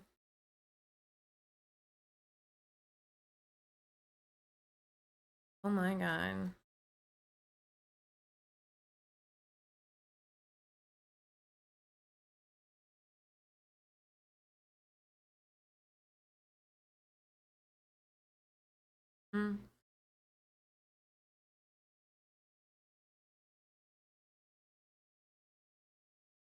I have Sir Mix-a-Lot stuck in my head. Oh, I should have just probably clicked on news.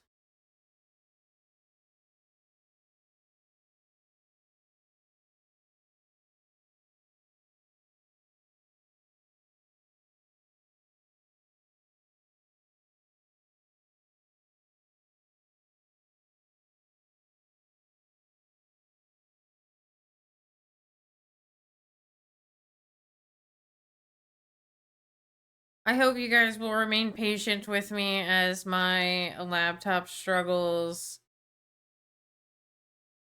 and I try to get my computer together, figure out what happened.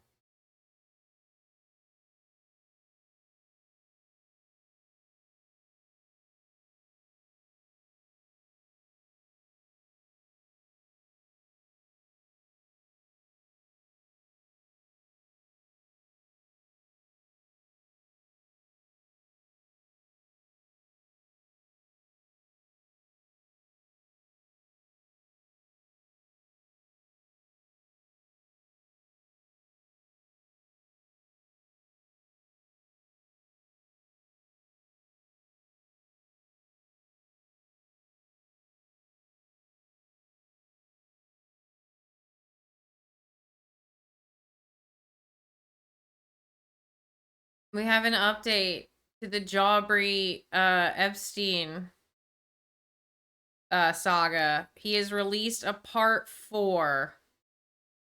That's correct. A 4th J. Aubrey video has hit the tower. And we're gonna watch it. I watched it last night. It was really good. Actually, so I was watching on my phone and then I switched to the TV because I was doing laundry, so I had to restart it because the TV wasn't caught up to where I was on the phone and I didn't feel like fighting the Roku remote. So then I had to go back downstairs to make myself snacks and stuff, and I wanted to keep watching it, so I switched it back to my phone, but my phone wasn't caught up to where the TV was, so I had to sit there and rewatch everything, which was fine, honestly. So I think I watched it twice last night, technically. So now I will watch it a third time with you guys. The White House facing mounting bipartisan pressure to release documents related to the Jeffrey Epstein case. The Wall Street Journal just published an explosive story. The president's reversal has amped up scrutiny of his own relationship with Epstein. I don't understand why the Jeffrey Epstein case would be of interest to anybody. It's pretty boring stuff. Epstein didn't do this all by himself. There were a lot of other people that helped him. We need to release the Epstein list. That is an important thing. Are you still talking about Jeffrey Epstein? This guy's been talked about for years.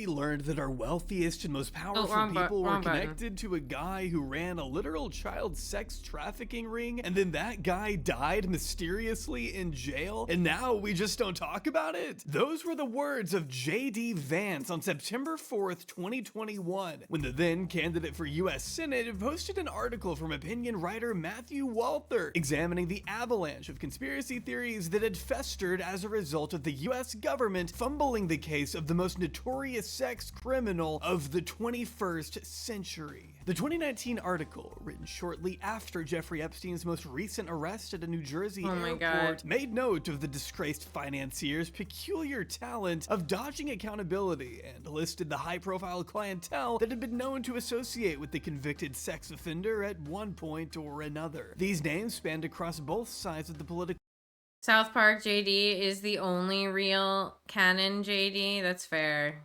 aisle and included power brokers from all over the world. Bill Clinton, Prince Andrew, Leslie Wexner, Harvey Weinstein, and of course, the sitting president of the United States. Despite Vance tweeting it out almost 4 years ago, there are parts of this article that make it sound like it could have been written today. In reference to 2,000 documents that were set to be unsealed back then, Walther had hoped that, quote, when we finally see them, we will likely be able to answer questions about the identities of the numerous prominent American politicians, powerful business executives, foreign presidents, a well-known prime minister, and other world leaders who have also been accused of sexual assault by Epstein's down alleged 4K. victims. Walther even had the gall to ask back then, Yeah, Blue or Dwarf, he's kicking your butt. I concede.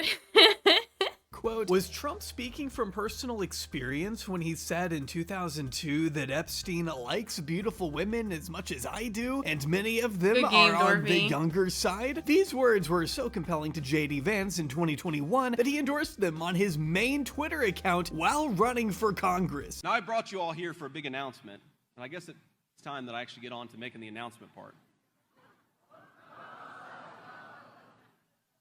What is it? Well, thank you, sir. Tweeting that December, what possible interest would the US government have in keeping Epstein's client secret? Oh, continuing, if you're a journalist and you're not asking questions about this case, you should be ashamed of yourself. What purpose do you even serve? don't wanna Maybe win try to that do your way. job once in a while. Powerful words. Words that stand in complete contrast to the official line put out by the very administration J.D. Vance now serves. It's all been a big hoax. It's perpetrated by the Democrats, and some stupid Republicans and foolish Republicans fall into the net. The president may very well want us to write off Epstein's multi-million-dollar international child sex trafficking ring as just another bullshit hoax, a pathetic distraction drafted up by his political enemies that only weaklings would be dumb enough to fall for. Only problem is that for the past several years, the American people have considered this story anything but. Christ, and there's that a boomer includes around Trump's here. own base of support, from MAGA foot soldiers all the way up to ranking members of his own cabinet. You say that the FBI has Epstein's list. They're sitting on it. That doesn't seem like something you should do. You're protecting the world's foremost predator. That seems like an evil thing to do, regardless of who may be embarrassed in the release of that list. Why is the FBI protecting the greatest pederast, the largest scale pederast in human history? Simple, because of who's on that list. Wait, I'm sorry, is he wearing his own merch? Put on your big boy pants and let us know who the pedophiles are. We have an election coming up. I'm tired of the Republican majority saying they're going to get the job done and failing. It's true that those in the Trump camp were once beyond eager to conjure up the ghost of Jeffrey Epstein when it meant securing some easy wins on the campaign trail. I want to just be very clear. Republicans could get Epstein's list out now? Like, how would that process work? Simple. One subpoena to the FBI. Give me the list. Oh, you don't want to give me the list and you're going to break the law and commit contempt of Congress? We're going to take your money. Having seized the reins of power, however, they appear to have reached an entirely different conclusion. One that I imagine included the phrase, This guy's actually in the fucking files. Tonight, a new report that President Trump is named in the Epstein files. And just like that, the official White House position has gone from release the Epstein list to the Epstein list is sitting on Pam Bondi's desk to there is no list to it was created by Barack Obama to it's boring, who cares, can we just stop talking about it, please? It's true that FBI Director Kash Patel, Barack Obama, former podcaster, his deputy Dan Bongino, also a former podcaster, and Attorney General Pam Bondi, not a podcaster, but former criminal defense attorney to, let me check here, the president, once appeared firmly committed to releasing the Epstein files in the name of bringing justice to the victims and making sure the perpetrators who facilitated and participated in Epstein's operation were held accountable. Nobody knows how much material people have on Jeffrey Epstein. The guy killed himself, and now nobody's gonna know. Who has Jeffrey Epstein's Black Book? Black Book? FBI. Oh, that's under direct control of the director of the FBI. And to me, that's a thing I think President Trump should run on. On day one, roll out the Black Book. But now it seems their lives would be easier if we just stopped asking questions and moved on from what should be the story of the century. And that's precisely why we shouldn't. Why are they protecting the pedophile? Really, the answer to that question is the real answer to everything. Why are they protecting the pedophiles? What, Blue? Oh my God, what?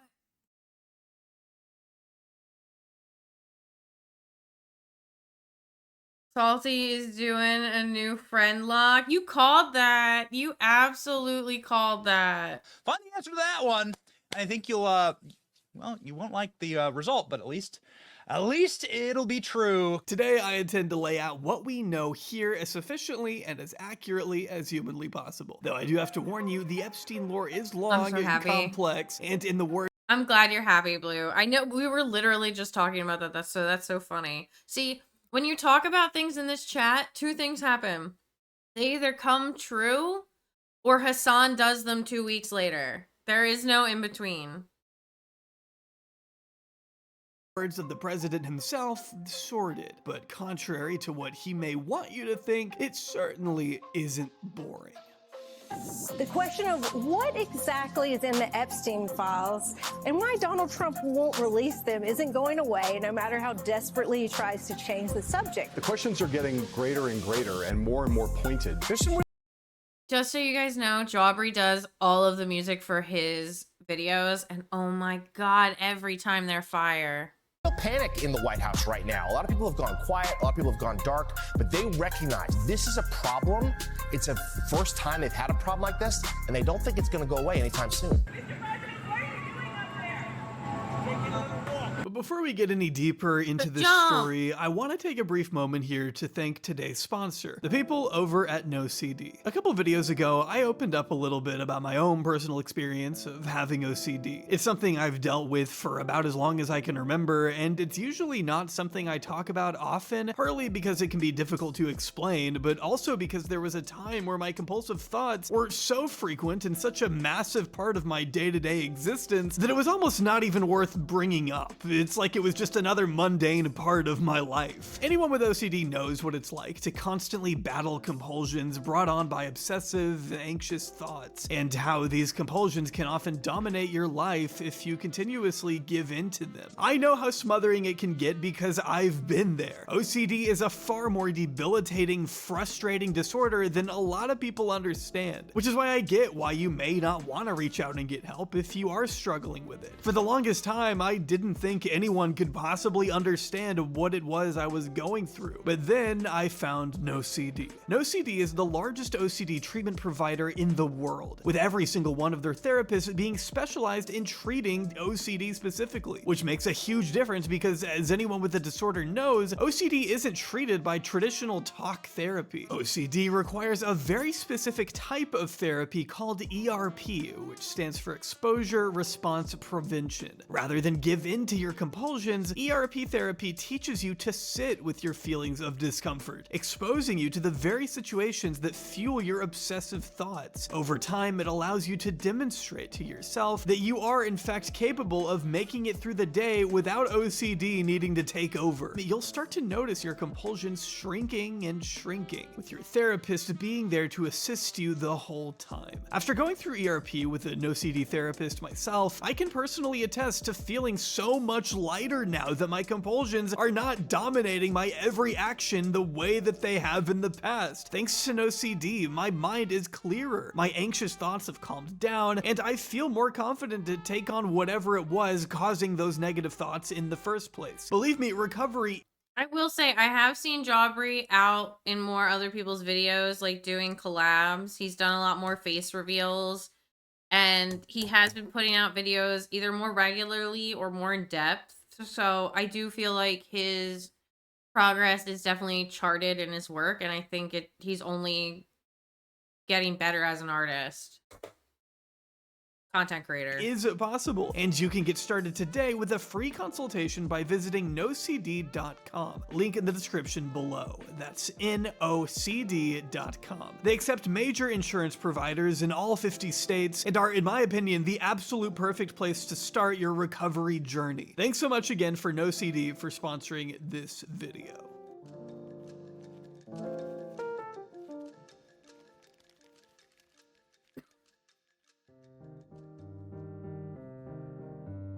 In the early weeks of 2003, dozens of the world's most prominent men and women took time out of their busy schedules to write a warm birthday note for a good friend, a friend that would go on to haunt them for decades to come. Jeffrey Epstein was turning 50, and to celebrate such an impressive milestone, his then girlfriend, Ghislaine Maxwell, turned to their inner circle of elite confidants for some sweet birthday letters she'd compile in a multi-page leather-bound book produced by New York City bookbinder Herbert Weitz, a man whose website claimed Epstein as a client at the time. Near the front of the book, Ghislaine stated her intentions were to simply gather stories and old photographs to jog your memory about places, people, and different events. Some of the letters will definitely achieve their intended goal, she wrote. Some, well, you'll have to read them and see for yourself. I know you'll enjoy looking through the book, and I hope you'll derive as much pleasure looking through it as I did putting it together for you. What follows, according to those who have seen it, is a collection of salacious and bizarre words strewn together by wealthy CEOs, esteemed scientists, high-profile attorneys, and 2 American presidents. One former, one future. Billionaire retail mogul and Victoria's Secret owner Les Wexner scrawled, "I wanted to get you what you want, so here it is," next to a crudely drawn image of a woman's breasts. Meanwhile, private equity investor Leon Black composed a poem. Blonde, red, brunette, spread out geographically. With this net of fish, Jeff's now the old man and the sea. Signed, Love and Kisses, Leon. Alan Dershowitz, a litigious pierogi connoisseur and a celebrity lawyer whose client list famously features only really good guys. Jaubrey, you will never see this, but I need you to know you make so many alliterations in this video. I love it. There's constantly a lot of F alliterations. So just, I'm sure you guys will hear it. I have to point it out. It's so good. It's included a fake mock-up of a Vanity Unfair cover comparing his 50-year-old buddy to Jack the Ripper. Okay. Meanwhile, current UK ambassador to the United States, Peter Mandelson, provided photos of a tropical island while referring to Epstein as his best pal. Fashion designer Vera Wang joked about Jeffrey Epstein going on the Oh no, Vera Wang. Ew. The Bachelor, and one billionaire Microsoft executive by the name of Nathan Myhrvold simply wrote, "They seemed more..." I'm playing Legend of Zelda Breath of the Wild.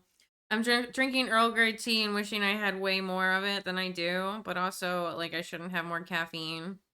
I should drink more water today, but it's so good. Oh, also, I finished the patio yesterday. I posted the picture in the Discord. I have to, like, level... So, I put a rock in the center. But the rock in the center is really thick. And I can't dig much farther down under it because I've already placed it. So I need to level out some of the bits that like kind of go like this to the height of the rock. And then I can put all the sand and stuff on top of it. But it's just a matter of like bringing it up like a little bit and stuff. But I ran out of rocks. I was one short and I ended up pulling it from another flower bed that I had. I had like an extra one off to the side. And so I used that there. I'll see how everything fits once I level it out. I might have to like move a piece or two, but I'm really happy with it. I can't wait to put sand on it. I can't wait till it's like 100% done. We have these really tall posts with hooks on the end of them for adding like a curtain or like a shade. The shade we have is really stretched out. So we'll have to see what happens with it. But if I can get it tight enough, it shouldn't be too bad. I don't know. We might have to like dig to the outside. I don't know. We'll figure it out. But we have to get the shade up. But that's for next summer. Now that it's like, unless we get a hot tub in there, there's no reason for that shade to be there. So subscribe to the channel to help me get a hot tub. More appropriate than anything I could put into words.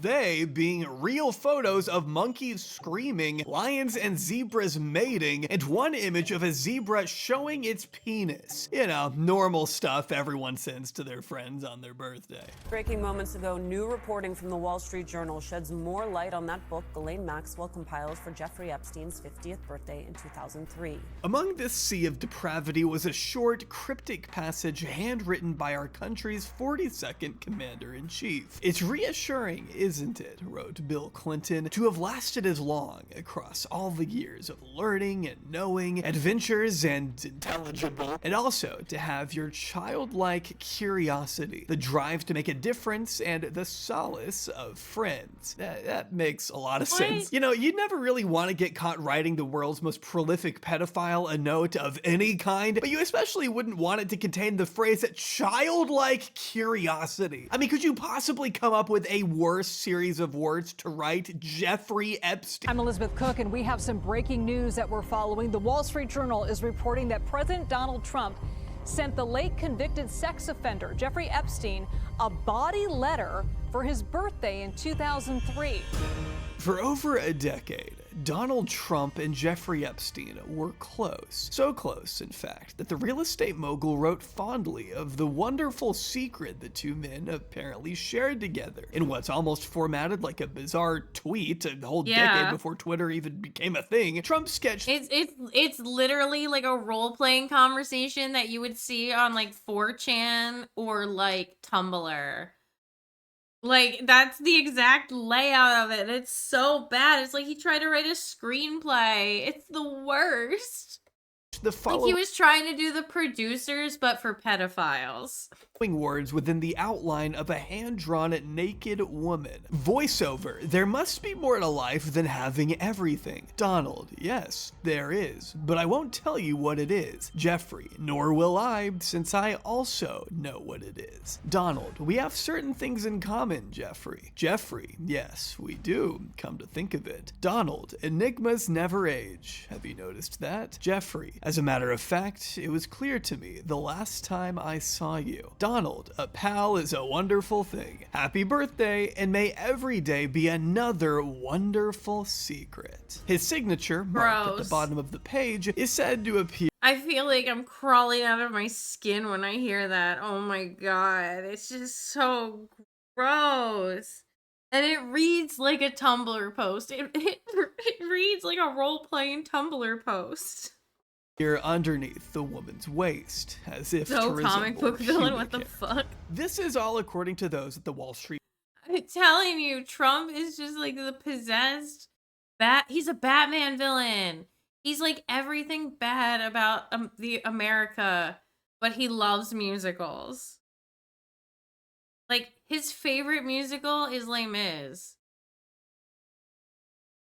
And he likes Wiccan. And like he loves the YMCA. Even I know that's not a musical, but he's been caught loving musicals. And like I don't know. He gives me the ick, but he feels like an icky Batman villain who's like a fascist dictator who loves musicals.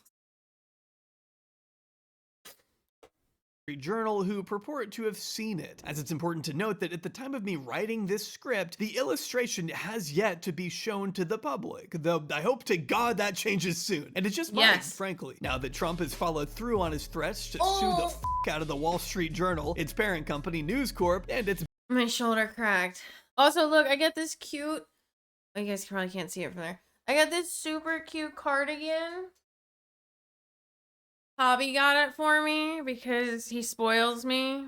But it's got little pixely puppies. I got it at Goodwill. It was $7. Look, this one's got like a little heart eye. It's heavy too. Like, I was surprised when I picked it up. I thought it was gonna be kind of like a Shein type like fabric, but I picked it up and it's like heavy, and it's thick right around the sleeves, and the sleeves are tight, but they balloon out, which is my favorite, especially because I like to tuck my sleeves in like this, and then I'm very happy. Or I like to, you know, like have the sleeve like that, and then wear it like that. But oh, it's so nice. It's so nice, and it's really, really cute, and it's even got buttons. I didn't know it had buttons till I got home. I got my Star Wars hoodie on. Yeah, it's chilly tonight. The internet says it's currently oatmeal brownie. 65 degrees. It's supposed to go down to 52 tonight. Last night I woke up and it felt about 50 degrees out. I'm sure it's even colder up there for you right now. I was like, wow, what a beautiful October day. Billionaire owner Rupert Murdoch, a man who very much helped construct the modern iteration of the Republican Party. The fact that such a powerful media magnate who also happens to own Fox News did not interfere with the publishing of this story, even after the Trump administration's desperate pleas for him to kill it, speaks volumes in itself.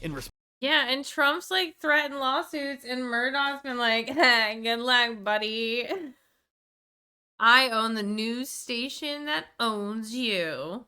Response to Trump's legal action, the Wall Street Journal has only doubled down on the veracity of the reporting, and they appear to welcome whatever discovery such a case I bet, and this is just like a thought experiment, should warrant, which means Trump is playing. I bet if Fox News wanted, they could turn coat on Trump.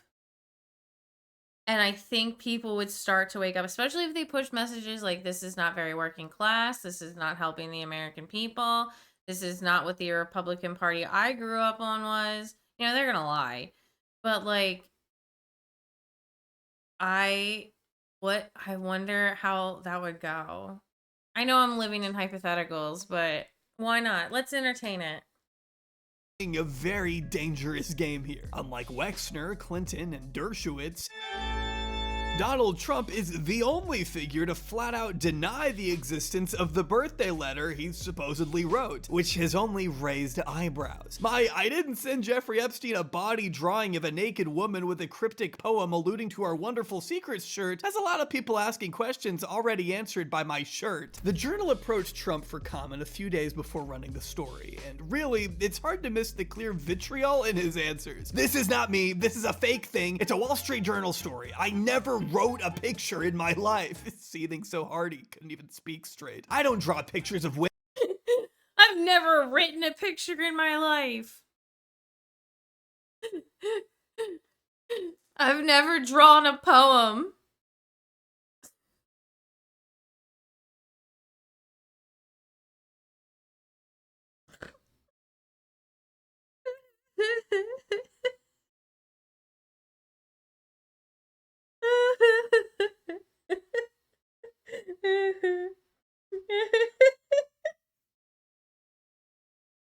It's so dumb. But it's just like, well, this is the timeline we live in, where we have to laugh at the word draw, or I've never written a picture. I'm also trying to think of like other ones, but they're not coming to mind. Oh my god. Women, it's not my language, it's not my words. Needless to say, the publishing of this story sparked pretty intense debate online. The president's allies and surrogates jumped at the chance to remind everyone that Donald Trump is a soft boy, a chivalrous man who would never depict women in such a demeaning way. Beth Lou _Cal says, skibbity. I don't even wait. And when you're a star, they let you do it. You can do anything. Whatever you want. Grab them by the... His two fail sons, Don Jr. and J.D. Vance, were quick to doubt the bullshit letter's validity based on the simple notion that the man they know and love would never possess enough whimsy in his heart as to doodle a picture, except for all the times he's done exactly that, right down to the same thick black Sharpie and his distinct signature the Journal had reported on. So there goes that defense, I guess. Since releasing the full Epstein files to clear his name is evidently off the table, what else can we say instead to shut the masses up? Somebody could have written a letter and used my name, but that's happened a lot. All you have to do is take a look at the dossier, the fake dossier. Okay, so it might be real, but someone else wrote it. All right. So does that mean the rest of the letters are fake? Because which ones would those be? Why haven't any of the other alleged contributors come out and said that? Now, if you couldn't already tell, I am not someone without biases. I have my political leanings just like everyone else. But even as a left-winger, I'm not gonna sit here and glaze Bill f***ing Clinton, a man who I think should be in jail. You think I like anyone with the last name Clinton? I couldn't care less if he went down with the ship. In fact, he should be held accountable not only for being Epstein's friend for multiple years, flying around the world on the Lolita Express, and inviting the man to the White House multiple times according to visitor logs. He and his wife should absolutely be made to answer for why they let Ghislaine Maxwell into their daughter's wedding and allowed her to accompany Chelsea on a yacht trip even after Epstein was already a convicted child sex criminal. Release everything you have on those freaks. The public needs to know the full extent of what our leaders have done behind closed doors. But such accountability must go both ways. And for some unknown reason, Donald Trump has only ever wanted it to go one way. Bill Clinton. Nice guy. Got a lot of problems coming up, in my opinion, with the famous island with Jeffrey Epstein. A lot of problems. The Epstein story has been everywhere these past couple months, but make no mistake, none of this is new. In fact, newspapers show that Jeffrey Epstein was considered a political liability all the way back in July 2008. In an ancient article published in the Santa Fe New Mexican, reporter Steve Terrell cited Epstein's ties to Clinton, along with his donations to a handful of New Mexico politicians, ranging from Governor Bill Richardson's 2002 campaign to Gary King. I finally got the Master Sword. I don't know what that means. 2006 bid. I know it's like a Legend of Zelda thing, but I can't gauge if that's like end game, middle of game, hard task, easy task, end of story, end of subquest. For Attorney General, Land Commissioner Jim Baca and Santa Fe County Sheriff. It's the sword that seals the darkness. Okay. I've never played The Legend of Zelda or any of the Link games. Greg Solano were also reported to have taken cash from Epstein, but returned or donated the funds to charity after his 2006 arrest in Palm Beach, Florida. Nice job, Blue.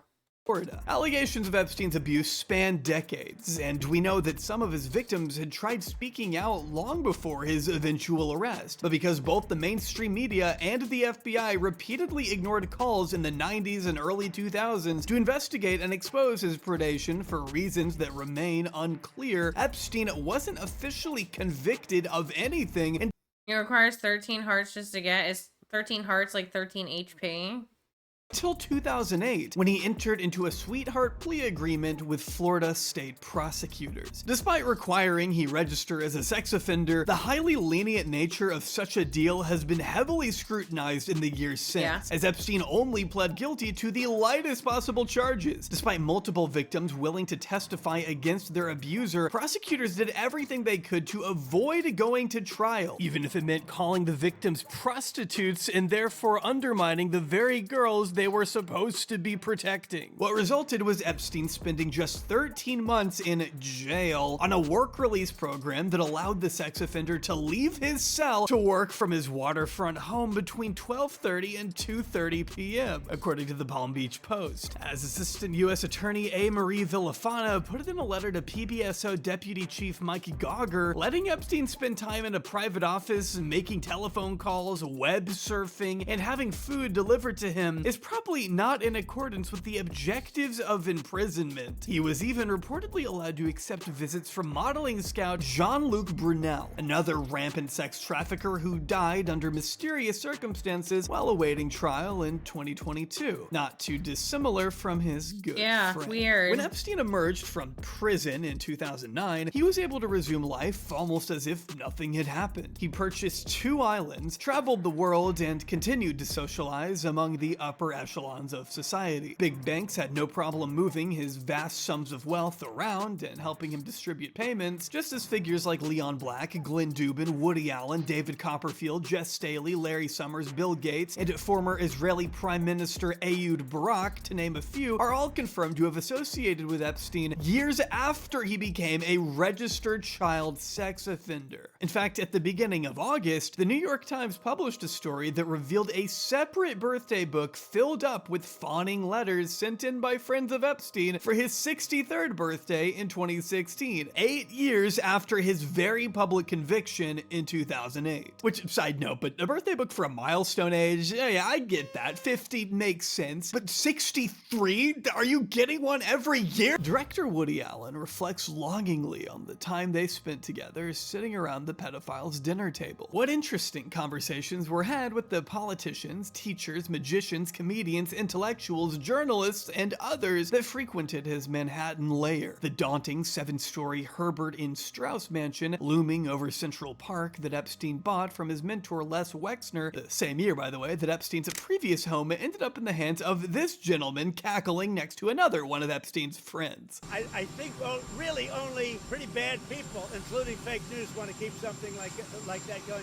Yeah, I'm not kidding. According to Newsweek, Epstein sold his property on Fifth Avenue to a specialized trust before giving power of attorney to his lawyer Jeffrey Shantz, who then sold the home to Comet Trust in 1996. 2 years later, it was purchased by current Secretary of Commerce Howard Lutnick for $4 million. The two remained neighbors until Epstein's 2019 arrest. Lutnick still owns the property to this day and even held a fundraiser there for Hillary Clinton's campaign in 2015, just a few feet away from a known ally of the Clinton family. It's a big club, and thank God we ain't in it. Speaking of that big club, this Times article reveals a number of esteemed figures smiling and posing with the pedophile in framed photos that lined the palace's interior. Some of these photos were already public, such as the one of Epstein and Ghislaine with Fidel Castro and Pope John II, but others are new, like one purported mirror selfie of Epstein and Steve Bannon, which I absolutely need to see. Are you kidding me? How can you not publish that? This one with Clinton is also new, and so is this candid shot of Noam Chomsky. Very weird one to frame. It looks like a paparazzi picture. We also see a framed dollar bill bearing the signature of Bill Gates with the words "I was wrong" scribbled across, as if to imply Gates had lost some kind of bet to Jeffrey Epstein. Can only imagine what great stuff was going on there. The lineup also includes this uncomfortably close shot of Larry Summers, along with appearances from Richard Branson, Mick Jagger, and Saudi Prince Mohammed bin Salman, not to mention this peculiar shot of who the Times identifies as Elon Musk sitting at a dinner table. Perhaps he was attending one of Epstein's famous dinner parties, the kind Woody Allen described in his 2016 letter. Reminiscing on all the good times they had together, Woody paints a bone-chilling picture of these dinners, where food was often served by young women, reminding one of Castle Dracula, where Bela Lugosi has 3 young female vampires who service the place. Add to this that Jeffrey lives in a vast house alone, Woody wrote. One can picture him sleeping in the damp earth. And I gotta give Woody credit here. Castle Dracula is a disturbingly accurate way to describe Epstein's mansion. As we've seen, guests who visited were met with not only this taxidermied tiger resting in Epstein's home office, but also reportedly dozens of framed prosthetic eyeballs that lined the entryway. This eerie sculpture of a bride clutching a rope that hung over the central atrium, a life-size chess set featuring the likeness of his staff clad only in their underwear, and of course this painting of his friend in a blue dress. If it weren't clear enough, from this massive crucifixion of Jesus Christ hanging in the bedroom of his New Mexico.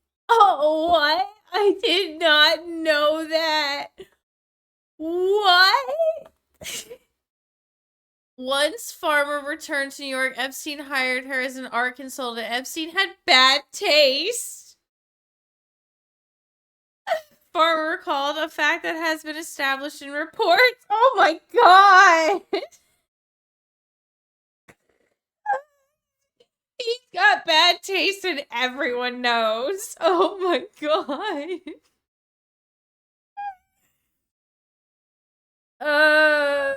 Established reports about the aggressively unsettling decor of Epstein's home, which is known to have included displays of prosthetic eyeballs, a female mannequin hanging from the chandelier, a chess set featuring the likeness of his staff, class only in underwear, and a painting of Bill Clinton in a blue dress by another New York Academy art student, Petrina Ryan Clyde. He liked art that made people react. Oh my god, he was a shit poster. And of course this painting of— Wait, no, I gotta go back to the others. No, I went too far. Bad taste. Wait, I went too far.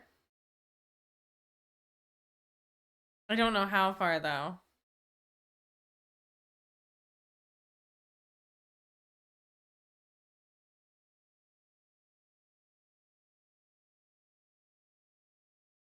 I'm so sorry. Where's my mouse? There it is.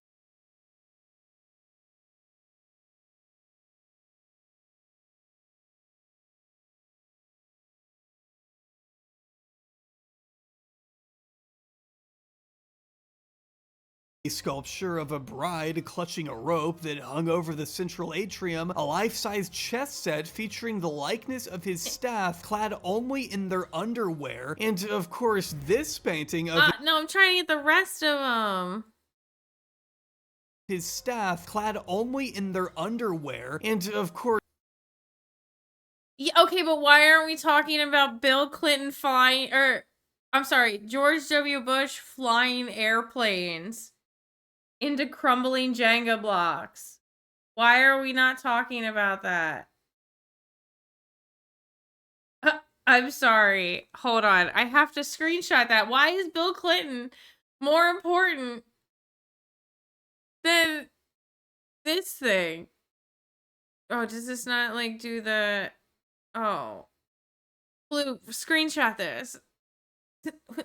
He's flying paper airplanes and there's tumbling Jenga blocks. I can't even make out what that one is. It looks like it's somebody playing a lute.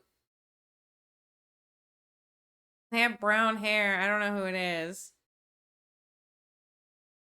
Screenshot it. Thank you. Save it. Can you save it forever? Of course this painting of his friend— Look at that. Oh my god.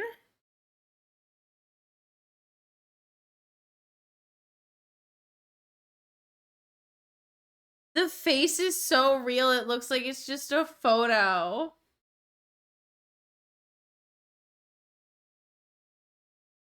It's so weird. I mean, if he's dressing in drag, that's fine, but if it was somebody putting him in clothes. Friend in a blue dress. If it weren't clear enough, from this massive crucifixion of Jesus Christ hanging in the bedroom of his New Mexico residence, Epstein certainly had an Okay, that's really nice. eclectic taste. In the massage room were paintings of naked women, a large silver ball and chain, the shells stocked with lubricant, according to the photos reviewed by the Times. Mr. Epstein regularly directed. That's what you can call it. Which should have been apparent to anyone who spent any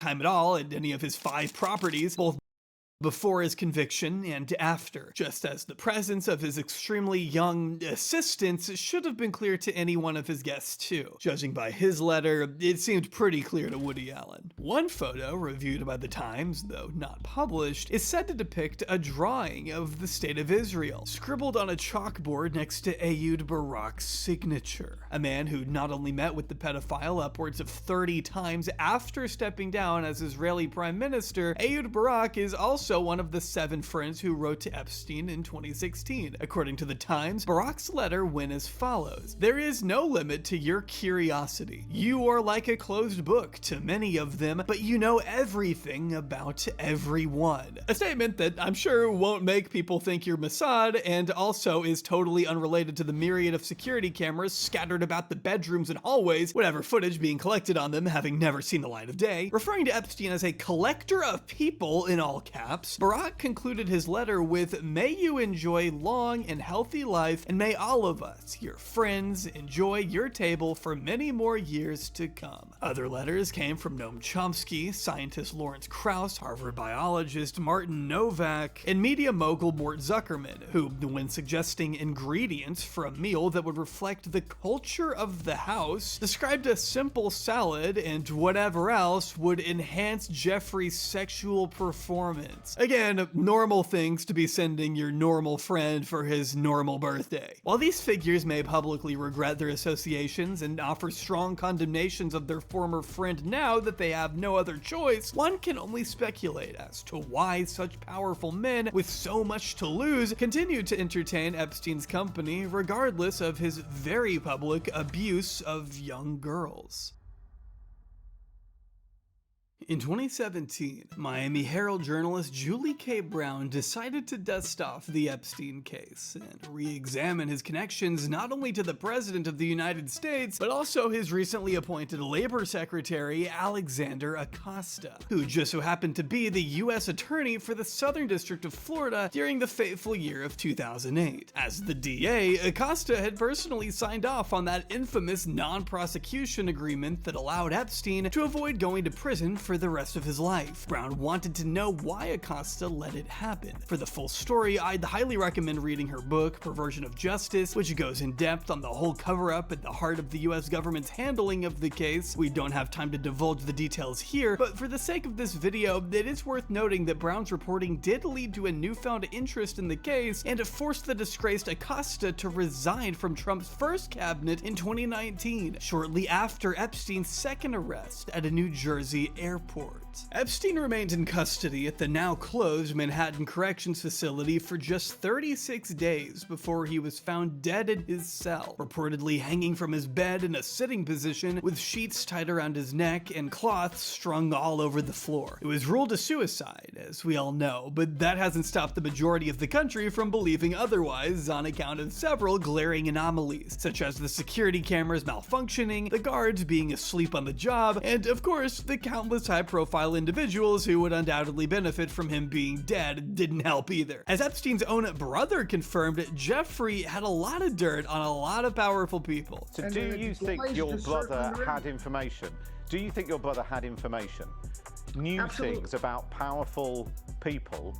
Well, in the 2016 election, we were talking about the election, and Jeffrey told me that if he said what he knew about the candidates, they would have to cancel the election. That's a quote. That's exactly what he told me. He said, if I said what I knew about the candidates, they'd have to cancel the election. He didn't tell me what he knew, but that's what he said. It also didn't help that just a few weeks earlier, Acosta was quoted in the Daily Beast telling White House reporters behind closed doors that the reason his office didn't put Epstein away for life in 2008 was simply because I was told Epstein belonged to intelligence and to leave it alone. Ironically enough, though, no one has left the Jeffrey Epstein story alone since his suspicious demise. In 2025, he boasts one of the most reviled names in modern history, his story the basis of incredible intrigue and the source of endless conspiracy theories. After all, there's still so much we don't know. Who else was aware of his depraved sexual proclivities before he got caught? Who all participated? Why was he so easily let off the hook and allowed to continue abusing girls for another decade? What was the original source of his wealth? How was he able to kill himself in a maximum security prison? Did he kill himself? Was he an intelligence asset? And what would it say about our society if he were? Will any of these questions ever be answered with within our lifetime? While those in the mainstream may write such questions off as fringe conspiracy theories, I don't believe it is in any way, shape, or form conspiratorial to ask them. The conventional story, as it stands, it doesn't add up, and the victims deserve full transparency from a government that either implicitly or otherwise allowed one of the biggest monsters of the 21st century to continue preying on them for years. The government's refusal to provide any transparency has only made the problem harder to ignore. Instead of actually seeking justice, certain parties have routinely exploited Epstein's repugnant legacy as a political football to score easy points again and again. First in 2008, then 2016, and of course most prominently in 2024, when Donald Trump overtly signaled to his base that if elected, he would be the one to finally, at long last, release the files. You talked earlier about, I don't want to be a conspiracy theorist. If you were president, would you declassify the 9/11 files? Yeah. Would you declassify JFK files? Yeah. Would you? I did a lot of it. Would you declassify the Epstein files? Yeah, I would. All right. I guess I would. I think that Oh, he's sitting across from P. Hegseth. less so. The response here has always been so funny to me because he clearly doesn't have any issue releasing the JFK files, the MLK files, even the 9/11 files. He's like, sure, yeah, of course, I'll do it, who cares? But then he's asked about Epstein and it starts to get a little antsy, adding caveats and choosing his words a little more carefully. Because, you don't know. You don't want to affect people's lives if it's phony stuff in there, because there's a lot of phony stuff with that whole world. But I think I would. To many of his followers, this was Trump making an explicit promise to expose a grave cover-up and dismantle an elite cabal of powerful pedophiles, not unlike his promise to drain the swamp 8 years prior. There's a moment where you had some hesitation about Epstein, releasing some of the documents on Epstein. Why the hesitation? I don't think I'm not involved. But yeah, I'd be inclined to do the Epstein. I'd have no problem with it. That's great to hear. There was just one small issue with this promise. He was never gonna follow through on it. People that they'll DM me and be like, you see what your boy doing? You voted for this. I'm like, I voted for none of this. He's doing the exact opposite of everything I voted for. Yeah. I mean, are you fucking kidding me? This is exactly what you voted for. Or in Andrew Schultz's case, a man you very much helped to elect. It's so crazy. This group influenced the presidential election of 2024. Don't even say influence. We decided. We were the turning point. He was not up until this pod. It's true. After the pod, he surges, what, 3 or 4%? Yeah, it was a wrap, dude. Never went back down after that. You're talking about a guy who palled around with Epstein for 10 plus years. That was close to straight.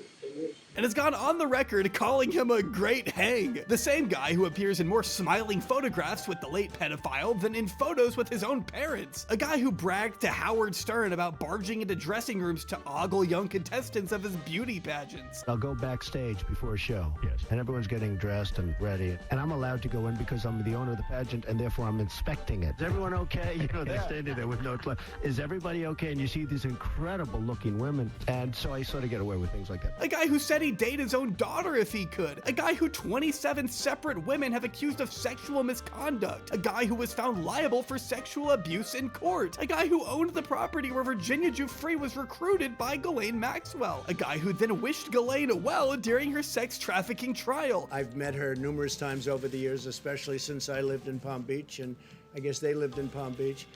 But I wish her well. You thought that guy and his team of sycophants would be the one to blow the lid on this whole thing? I don't know what to tell you, man. You might have the brain of a dog. When Kash Patel was on here and he was like, there's nothing. And I was like, what are you talking about? Yeah. I didn't even know what to say. My thought was, and people are like, why didn't you push back more? My thought was like, I'm just going to put this out there and let the internet do its work. The internet can do the work. Am I really the one that needs to push back? Yes, you're supposed to press him. He's the head of the FBI and he's on your show, sitting across from you. Have some level of journalistic responsibility, man. You got to ask questions. Oh, but I forgot. You're not a journalist. You're a comedian. That's like, right. Think about that. Let's put it in like historical context. It is 1930. And the head of the American FBI wants to come and sit on your radio show. Are you gonna sit there and ask him questions and like try to get honest answers out of him? Or are you gonna sit there and meme with him? I think it would be more professional and not integral. You'd have more integrity if you did that versus, you know, oh, I'll let everybody else do their work.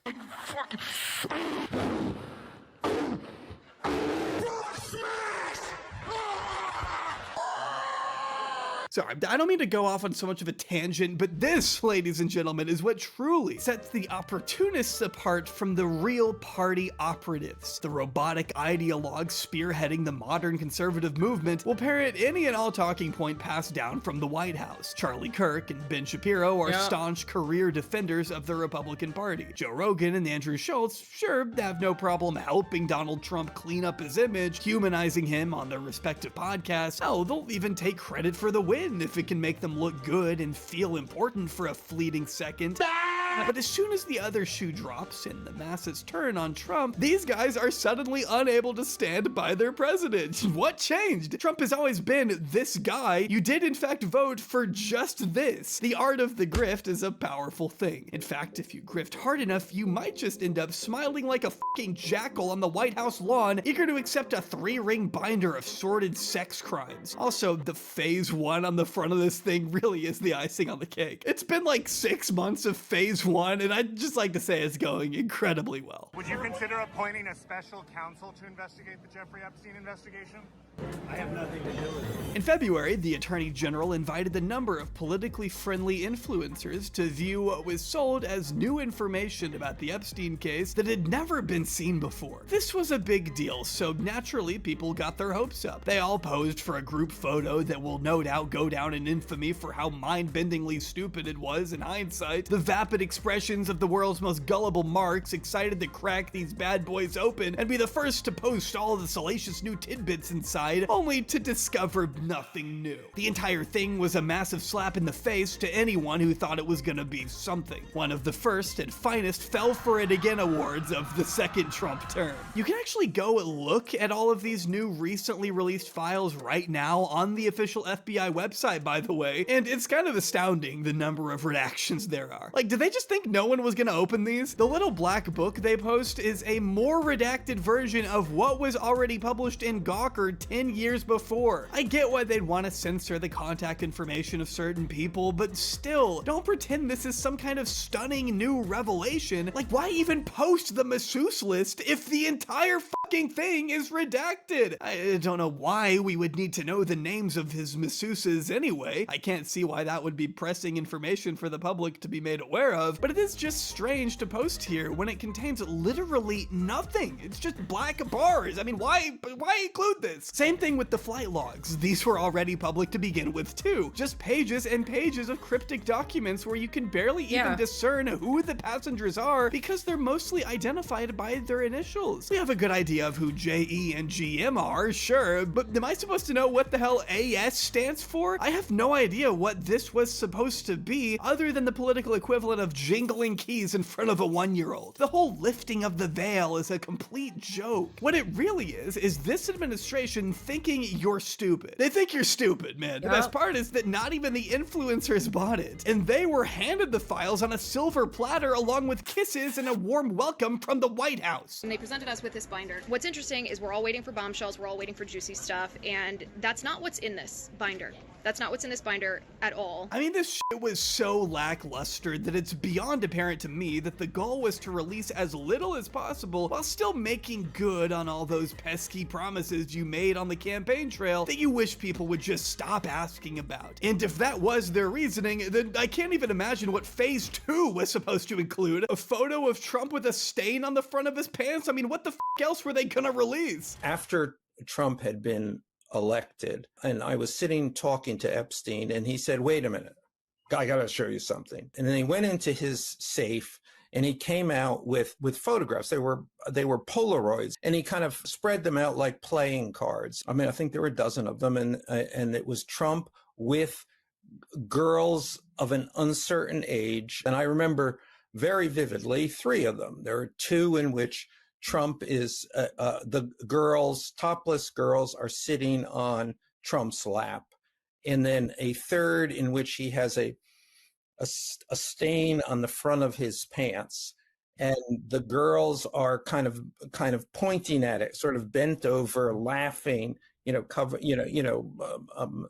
covering their mouths. And, yeah, exactly. And pointing 3 or 4 girls. And those are the ones I specifically remember. And now they're talking about granting clemency for Ghislaine Maxwell, a convicted sex trafficker who both recruited girls for Epstein and abused them alongside him, just as long as she cooperates with the government. Why not, right? After all, she has been weighing her options, whether it's asking the Supreme Court to overturn her conviction or testifying in front of Congress in return for a presidential pardon, which Trump still hasn't ruled out, by the way. President Trump was asked whether he would consider a pardon for convicted sex trafficker and Epstein associate Ghislaine Maxwell. Well, I'm allowed to give her a pardon, but nobody's approached me with it. Nobody's asked me about it. Would you consider a pardon or a commutation for Ghislaine Maxwell? It's something I haven't thought about. It's really something. I'm allowed to do it, but it's something I have not thought about. But you wouldn't rule it out. I mean, come on, the man sent his own personal defense attorney to negotiate with Ghislaine in private. Yeah. Ghislaine, who already propositioned the Biden administration for info on Trump if it meant a pardon back then. You think she wouldn't say whatever it takes for a get out of jail free card? You think that's gonna quell the conspiracy theories? Can you trust what she's telling him? She's a convicted trafficker who's eager to get out of prison. Well, he's a professional lawyer. I think he's been through things like this before. But, you should focus on Clinton. I mean, for Christ's sakes, you aren't helping your case by moving her out of an already lax facility in Florida to an even more lax facility in Texas. The same one that houses reality TV star Jen Shah and a friend of the channel, Elizabeth Holmes. According to a recent report by NBC, inmates here are provided more freedoms. They live in dormitory-style housing with no locked doors. They can mingle in sitting areas between housing units, and they have access to the recreation yard and a hobby and crafts area. Despite the chain link fence, the article notes, it's not unheard of for inmates to occasionally walk off the premises before being forced back. Sounds like the perfect spot for a woman who preyed on countless children for decades of her life. You gotta admit, it is pretty funny that Trump moved her to this minimal security jail right around the same time she came out and said she never saw the president doing anything concerning. I certainly never witnessed the president in any of, I don't recall ever seeing him in his house, for instance. I actually never saw the president in any type of massage setting. I never witnessed the president in any inappropriate setting in any way. The president was never inappropriate with anybody. In the times that I was with him, he was a gentleman. And did you ever hear Mr. Epstein or anybody say that President Trump had done anything inappropriate with masseuses or with anybody in your world? Absolutely never. In any context. That's a relief. Guess it was just a hoax all along then. What did you see and hear at the time? I saw Epstein with women. Anytime I saw anybody with him, they were happy to be with him. I never saw an aggressive move. I never saw anything that was non-consensual. Well, thank you. Okay. I never saw anything that was non-consensual. I just want to pause here really quick because I want everyone to understand what we just witnessed. That was the deputy AG, formerly Donald Trump's own personal defense attorney, finishing Ghislaine's answer for her. We're supposed to believe there's nothing off about this dynamic? You're supposed to let her— That is so unethical. Oh my god. I have the munchies so bad. Tog, why are you helping a convicted sex trafficker in her testimony to the government? I guess we should just forget that she's a prolific abuser of young girls who has literally been charged with perjury twice before, but why not take her word at face value? Her judgment is perfectly clear, right guys? And I mean, at the end of the day, isn't she just another victim after all? She's also been subpoenaed by the Oversight Committee. I think this is great. I do have a feeling that she just might be a victim. She just might be. There was a rush to judgment. There was a lot of chaos there for a while. Granted, she hung out with Jeffrey Epstein. And I know that's apparently not good. Even to those who like Trump and don't think he's done anything wrong with Epstein, you have to see— Okay, I'm gonna pause it for a moment. I'm gonna put on some music, and then I'm gonna go run and get a snack.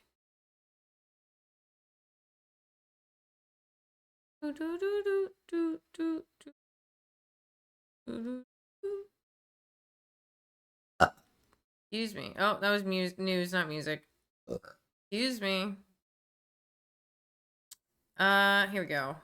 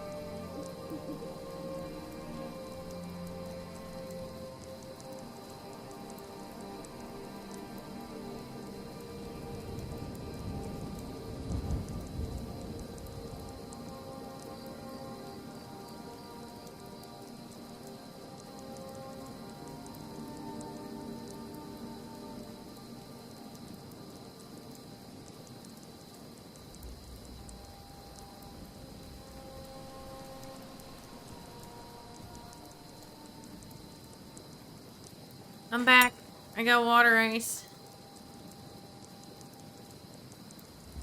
I'm putting in my headphones.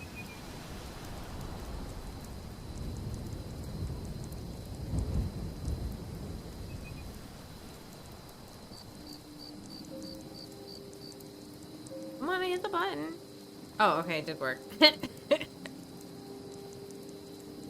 See how bad this looks, right? You can't fire the prosecutor responsible for convicting Ghislaine and expect people to move along like there's nothing to see. At this point, nothing short of a full release of the 100,000 plus files the FBI has on Epstein will satisfy the public and recover Trump's approval rating. Hell, in my mind, it's the only way Trump can fully exonerate himself if he truly does have nothing to hide. But the way the Bureau redacted his name from the files, along with his evasiveness toward the subject, he's only managed to make himself look increasingly more suspect. 7 years from the time that you learned that people were being stolen from Mar-a-Lago to the time that you took Jeffrey Epstein. Yeah, I don't understand your question. After all, I understand why he's anxious. The Epstein files do have the capacity to destroy people, as the president himself seems keenly aware of. Another quote attributed to Trump is, "They're trying to f me," which I don't really like to imagine Trump saying personally. According to what insiders told the Daily Beast, though, the president was panicking back in July that they're going to accuse me of some funny business, even while insisting he had nothing to do with Epstein's criminal activity. It is true that Epstein's legacy has come back to haunt Trump in a way that his detractors have latched onto, even if it did take them a minute. The Epstein angle certainly wasn't the shit Republicans expected, though, to say the least, shooting down a bill sponsored by Democratic Congressman Ro Khanna that would have demanded a full release of the files, in addition to Speaker of the House Mike Johnson issuing a recess of Congress so that no more Epstein-related votes can happen until at least September. While some notable Republicans have done the right thing in calling for transparency, they still remain very much in the minority, which has led some voters to question, well, everything. We go to Travis in South Dakota. Hello, Travis. Hi, Glenn. Hi, Jason. I tell you what, guys, I feel really betrayed and I feel really, really angry. We have a president who tells us to move on from Epstein because it doesn't matter. Are you guys still talking about this? Seriously? People like me will not stop talking about this. I feel so betrayed and so angry. This is not what I voted for. If we do not stand up for the children of this country, we have nothing. We have absolutely nothing. And I tell you what, I've also lost a lot of respect for a lot of people that are prominent figures in this country because they are saying, you know what, this doesn't matter. But you know what, the children of this country really, really matter. How can we just sweep them under the rug and not care? Of course, Trump has already made it clear that he doesn't want these boys, and in some cases gals, supporting him anyway. It's not without reason that this saga was the impetus for a major rift within the MAGA base. Whatever faith people had in this administration dried up as soon as Kash Patel's FBI and Pam Bondi's DOJ first lit the match that ignited the entire firestorm we're dealing with now. After months of hyping it up in the media, the top prosecutors in America released a groundbreaking damning account of the full Jeffrey Epstein case laid out in plain view, packed to the brim with explosive testimony and mountains of new evidence exposing the elite pedophile network pulling the strings of our very constitutional republic. I'm kidding, they shot out a 2-page memo saying they were closing the case. See, this whole thing blew up July 7th when the government concluded that an exhaustive search of its databases, hard drives, cabinets, desks, and closets, which, yeah, okay, I'm sure you were searching the desks and closets, turned up no client list, no credible evidence of blackmail, and no evidence to warrant an investigation of uncharged third parties in their relation to one of the most high-profile and well-connected sex traffickers in recent history. As you could expect, this report, along with the added conclusion that Epstein did in fact kill himself, didn't exactly go over too well with anyone who's followed. I wonder if, like, they thought that their base was dumb enough to believe this, that like, oh, we didn't find anything, so let's close the case. I wonder if they thought that at all, or if they were like, yeah, let's close the case, this should die everything down. Because remember, it came out July 7th, which was 3 days after the 4th of July, which was, I think, when Trump had his birthday party, his military parade. So the Epstein saga closely, whether they be on the left or right. And instead of closing the chapter on Epstein, a brand new one has opened up. One that not even Teflon Don himself has managed to ignore. It is very funny that whenever he's presented with new unearthed photos of, say, Epstein at his second wedding, or the bizarre letter he wrote to him back in 2003, Trump's immediate response is, you gotta be f***ing kidding me. I mean, he doesn't hide how he feels, I'll give him that. With each passing day, you get the feeling that the man is becoming increasingly desperate for any kind of distraction at any cost, even if it means calling up MAGA influencers and personally asking them to avoid bringing up the subject on their shows, or rather, put down the MAGA rebellion, as one White House insider recently told Rolling Stone. Administration officials closely monitored the overwhelmingly negative reactions to the memo by right-wing allies and influencers, drawing up divide and conquer style lists, laying out which Trump officials should reach out to which Epstein conspiracists, in hopes of persuading them to ease up on Team Trump. The magazine concluded the damage control operation stretched on for long enough that Trump himself jumped in, working the phones to try to sway some of his most devoted followers to leave the Epstein issue alone. The senior level outreach campaign verged on the kind of sensitive operation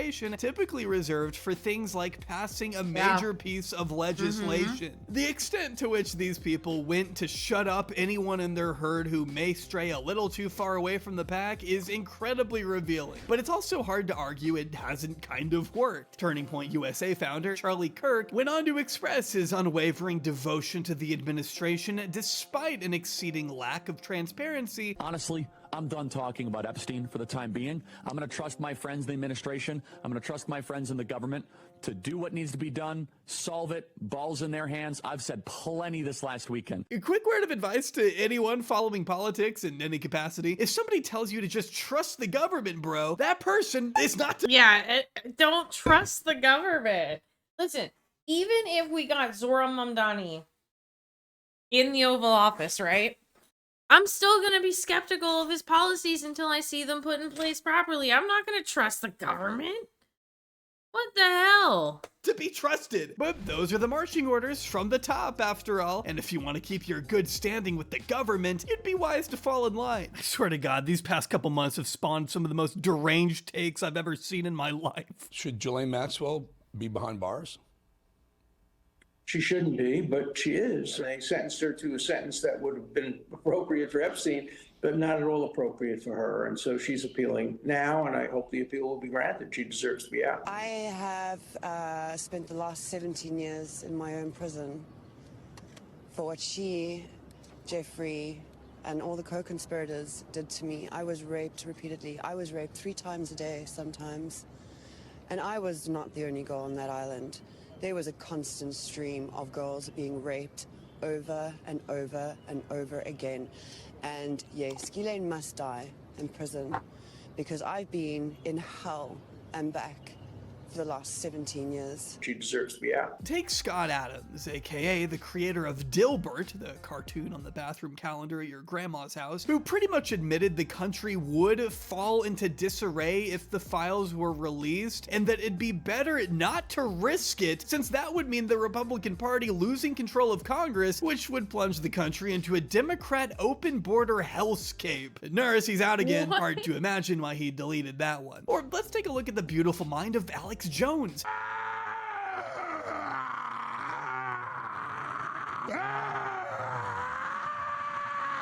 A man who has practically built his entire career on rooting out the secret pedophile cabal at the top of society and is having his worldview completely obliterated as a result of Trump's inaction. So now, by coming in and being part of the cover-up, the Trump administration has become part of it. So I just got to the office. I'm gonna go throw up, actually. I mean, I'm physically gonna puke probably right now. My mouth is watering right now because I have integrity. The disarray goes all the way up to the very highest places of the administration, in fact, with Deputy FBI Director and guy who definitely doesn't do steroids, Dan Wait. In fact, with Deputy FBI Director and guy who definitely doesn't Hassan Piker, Dan, please leak me your steroid routine. Tam Bongino, are you accusing me of a drug crime on an open platform? Be very careful in your answer here because I promise you that the wrong one will be very expensive for both you and the young turds. And then he blocked him. He got that screenshot from Hassan.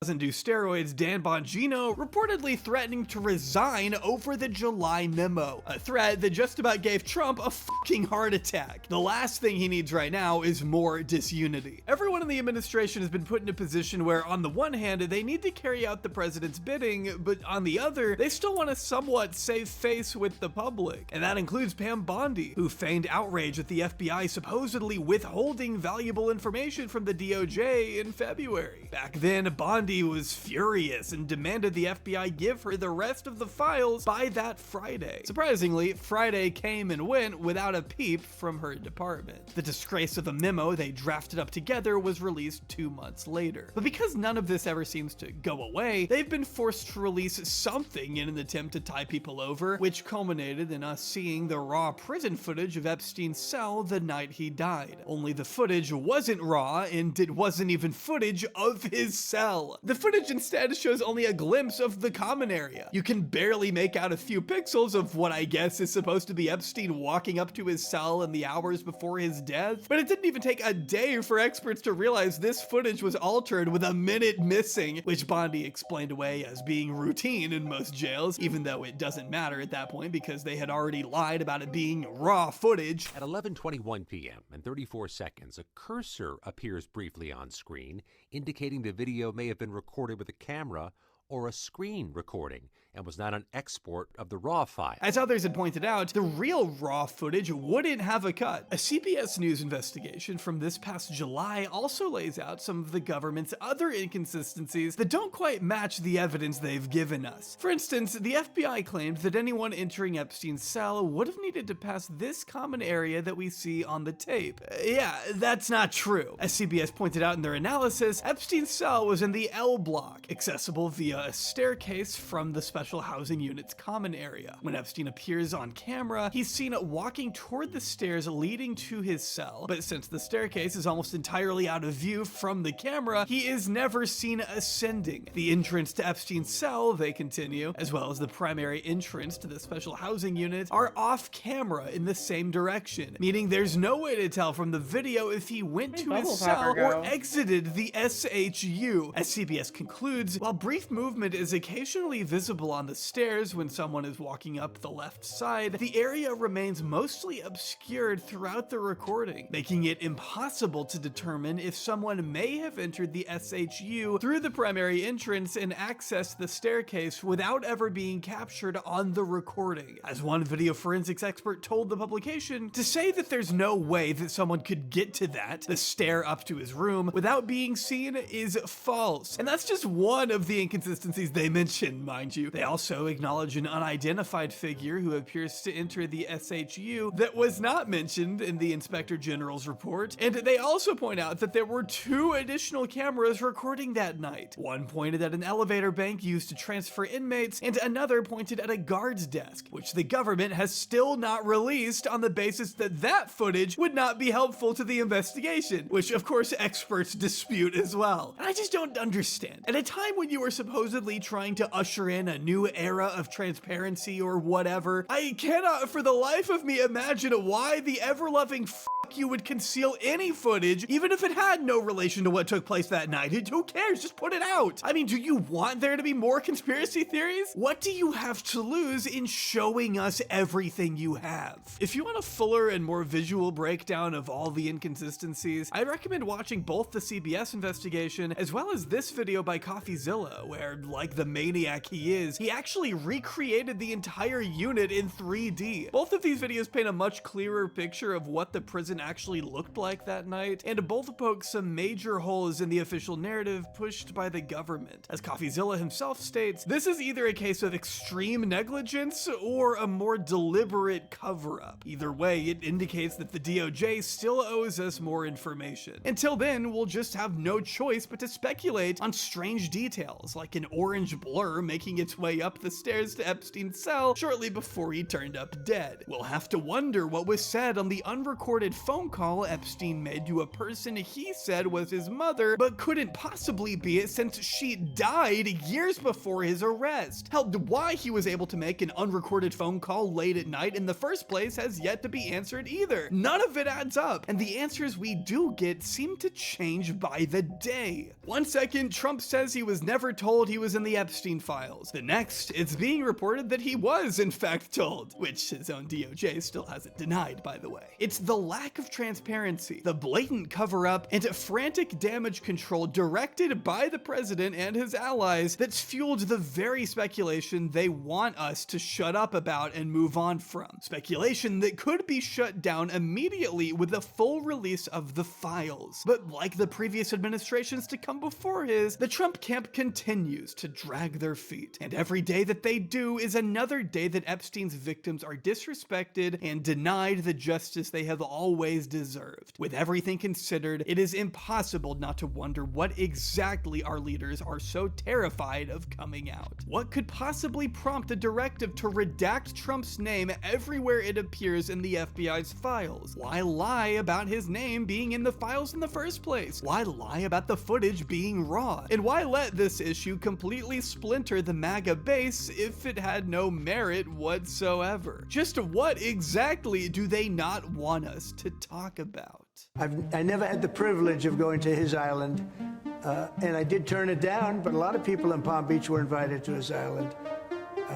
In one of my very good moments, I turned it down. I didn't want to go to his island.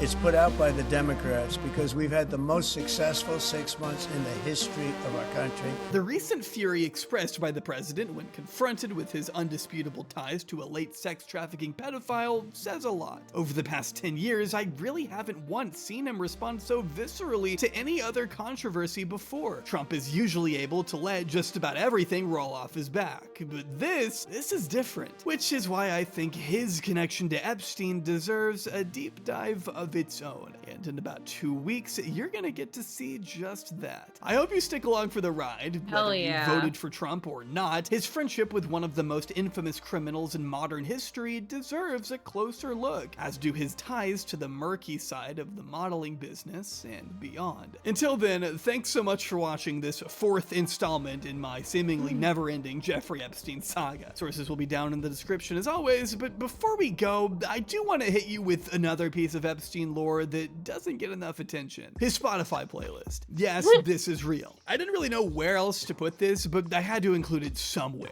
According to the Business Insider article that first reported on this account back in 2019, which included the supposed Twitter and Pinterest account reportedly owned by the late Predator, the latter of which contains this eerie mural of Peter Pan as some kind of sick inspiration, I guess. The state of New York requires registered sex offenders to hand over internet information to the government, which can be emails and social media accounts. Although the information isn't usually public, social media companies with users under the age of 18 can request to see it, which is how we know this playlist, which Epstein used throughout the 2010s, is in fact real. His account, named JEE Vacation, and JEE standing for Jeffrey Edward Epstein, features 19 public playlists in total, and feature names Broadway. like New, Paris Flight, Paris Return, Piano, Jump, Pitbull, Elton John, Beatles, Me Likey Now, and a bunch of other misspellings like Gossipel and Broadway, which is hardly surprising if you've seen any of his email correspondence with Ghislaine from 2015, the same time he was said to have been building these very playlists. I've covered these emails before on this channel, but in case you haven't seen them and needed more evidence of this Spotify being real, I think that pretty much seals it. When we take a look at the actual playlists themselves, we find titles like Classica, which includes the Imperial March from Star Wars. While it absolutely sends shivers down my spine to think about Jeffrey Epstein flying around the globe on the Lolita Express, bumping a Darth Vader's theme music, it somehow isn't the worst thing on these playlists. You can also find Van Halen's Hot for Teacher, a song called My Heart Belongs to Daddy, Eric Clapton's Before You Accuse Me. You can also find a playlist titled Selena, which, as Business Insider points out, happens to be the name of Glenn Dubin's daughter. The Dubins, as I've talked about in previous videos, are a family of billionaires who were good friends with Epstein even after his 2008 conviction. He even reportedly dated Glenn's wife Eva in the 80s. To name a playlist after their daughter is so beyond creepy that I don't even want to think about it. We also know that Epstein was a Louis C.K. fan, as he had his 2010 special Hilarious saved. He also has a lot of Beyonce, Drake, Eminem, Rihanna, and Skrillex saved, along with Mac Miller's Donald Trump, which I think is kind of funny. You can find a lot of mainstream artists here in his exercise playlist, which of course is misspelled too, but it's where he saved LMFAO's party rock anthem and I'm Sexy and I Know It. And with that, I'm sure at this point you've learned more about Jeffrey Epstein than you'd ever care to know, but if I had to be cursed with the knowledge that this guy had an entire playlist dedicated to Pitbull on his Spotify, well then, so do you.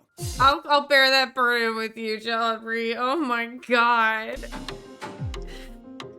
What an excellent video. Oh goodness.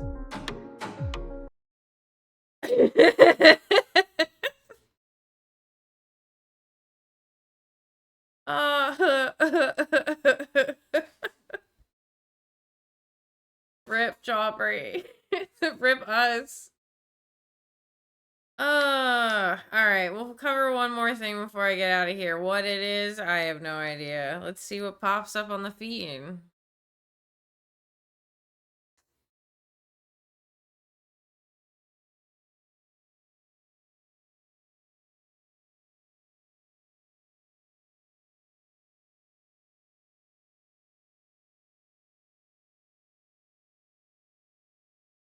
Come on.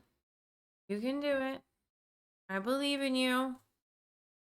All right, welcome to the weekend prime time, and we're going to jump right into our top story this evening. Breaking tonight, yet another major legal setback against Donald Trump's extreme immigration policies, all of it playing out in the dark of night with nothing. I miss when the news was just like sit at a desk, talk about something, turn to an angle, talk about something. Like, why do we have to have like a 3-person panel? Like, I don't want everybody's opinion on the news. I just want to know the news. Like, is that so bad? Like, okay, just read me the article. Why, like, and tell me the story. Don't sit there and, you know, have like a 4-panel discussion about why it's good and bad. I don't know. Maybe that's what old woman yells at cloud. Nothing less than the lives of hundreds of children at stake. A federal judge temporarily blocked the administration from deporting more than 600 Guatemalan children back to their home country, several of whom have even expressed fear about returning. Now, the suit was filed in the middle of the night by immigrant advocacy groups. The New York Times reports, quote, in its 25-page complaint, the National Immigration Law Center said that the children had active cases before immigration courts across the country and that their repatriation would violate the law and the Constitution. It also called the government's actions unlawful and reckless. Throughout Trump's time in politics, he has repeatedly claimed that his immigration crackdown is about going after the worst of the worst. But let me just read you the background of one of the plaintiffs in this case, a 10-year-old indigenous girl identified only by the initials LGML.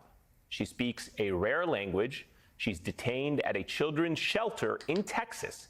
Her mother is deceased, and she suffered abuse and neglect from other caregivers.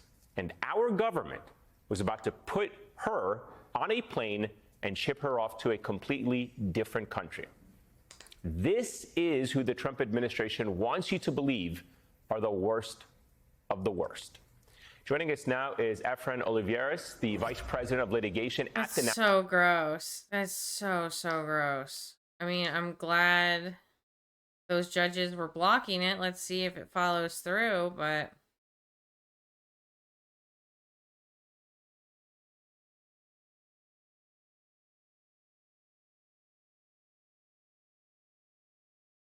Wait, did they really remaster Fallout 3 and it's been released? Good Did I miss afternoon, it? ladies and gentlemen. I'm John. This is many a true nerd and welcome To my first thoughts on a Fallout 3 remastered, which isn't what you're seeing right now. This is Fallout 4, featuring a bit of Fallout 3 themed Creation Club content, because Fallout 3 remastered doesn't actually exist yet. But despite that, Oh, I boo! think we're I actually got clickbaited by my favorite guy. Lame. Oh, did you guys hear that senator that was like, one day we'll all be dead? Jody Ernst, right? Jody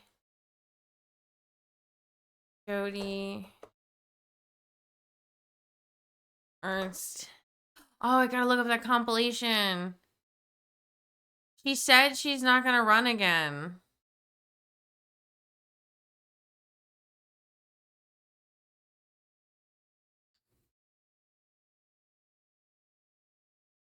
After a decade in office, sources tell CNN that Iowa Senator Joni Ernst will not seek re-election. I'm Joni Ernst. I grew up castrating hogs on an Iowa farm. So when I get to Washington, I'll know how to cut pork.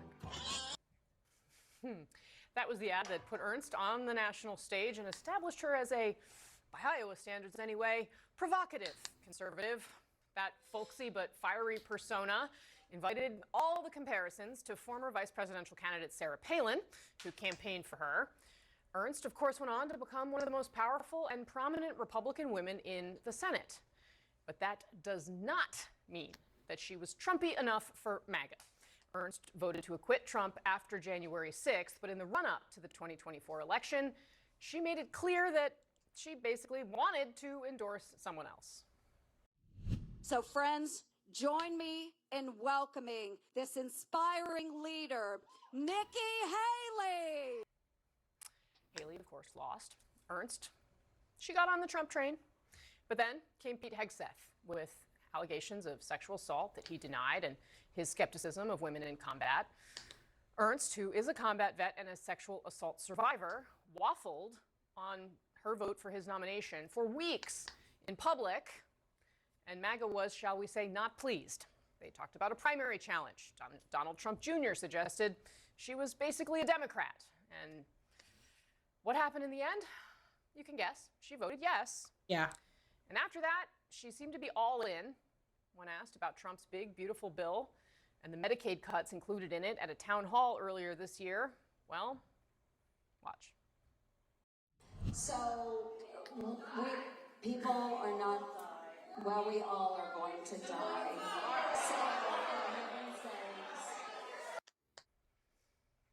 I guess only two things are certain here in Washington: death and Republicans falling in line behind Donald Trump or getting out of Dodge. Our panel's here, along with CNN's Arlette Saenz, who is in our Washington bureau. Ugh. I'm glad she's not seeking re-election. Excellent. Now somebody else, hopefully more progressive, can take her seat. If you know anybody in Iowa, get the word out. Tell them to start trying to build a campaign up. They got till 2026.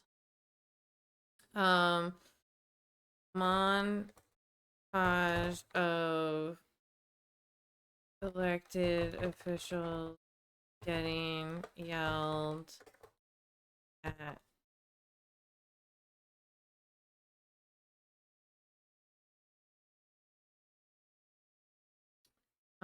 Let's do upload. No results found. Okay. Relevance then. 2 weeks ago, 2 years ago, 2 years ago, 11 months ago. 2 years, 2 years, 3 years, 7 months, 2 years, 3 days. No, okay. Is it this one?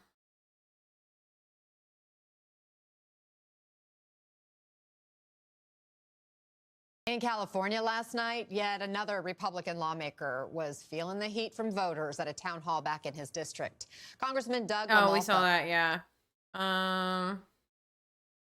At town halls.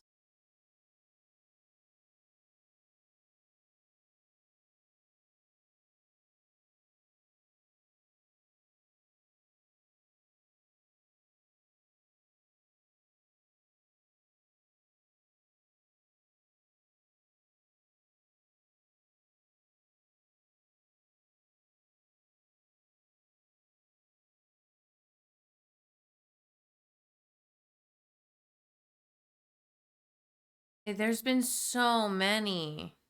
And I'm glad. I'm glad for it. More people need to stand up for what they believe in. Also, if you didn't know, you could go to YouGov.com and make an account, and you can vote in things that people see like online, like those polls that you see on MSNBC and CNN. Those are people who get emails to say, hey, come vote for this. We think it fits your demographic. So please remember to check those out. I think I'm gonna get out of here. This computer is struggle bussing. All right, everybody. Hopefully everything will continue to work out here for now, and I'll keep this set up. This means gaming's kind of off for now. I'll see how Fallout 76 runs. Not 76. I'll see how Fallout New Vegas runs on this while I'm on stream. Maybe we'll try that tomorrow for Mojave Monday.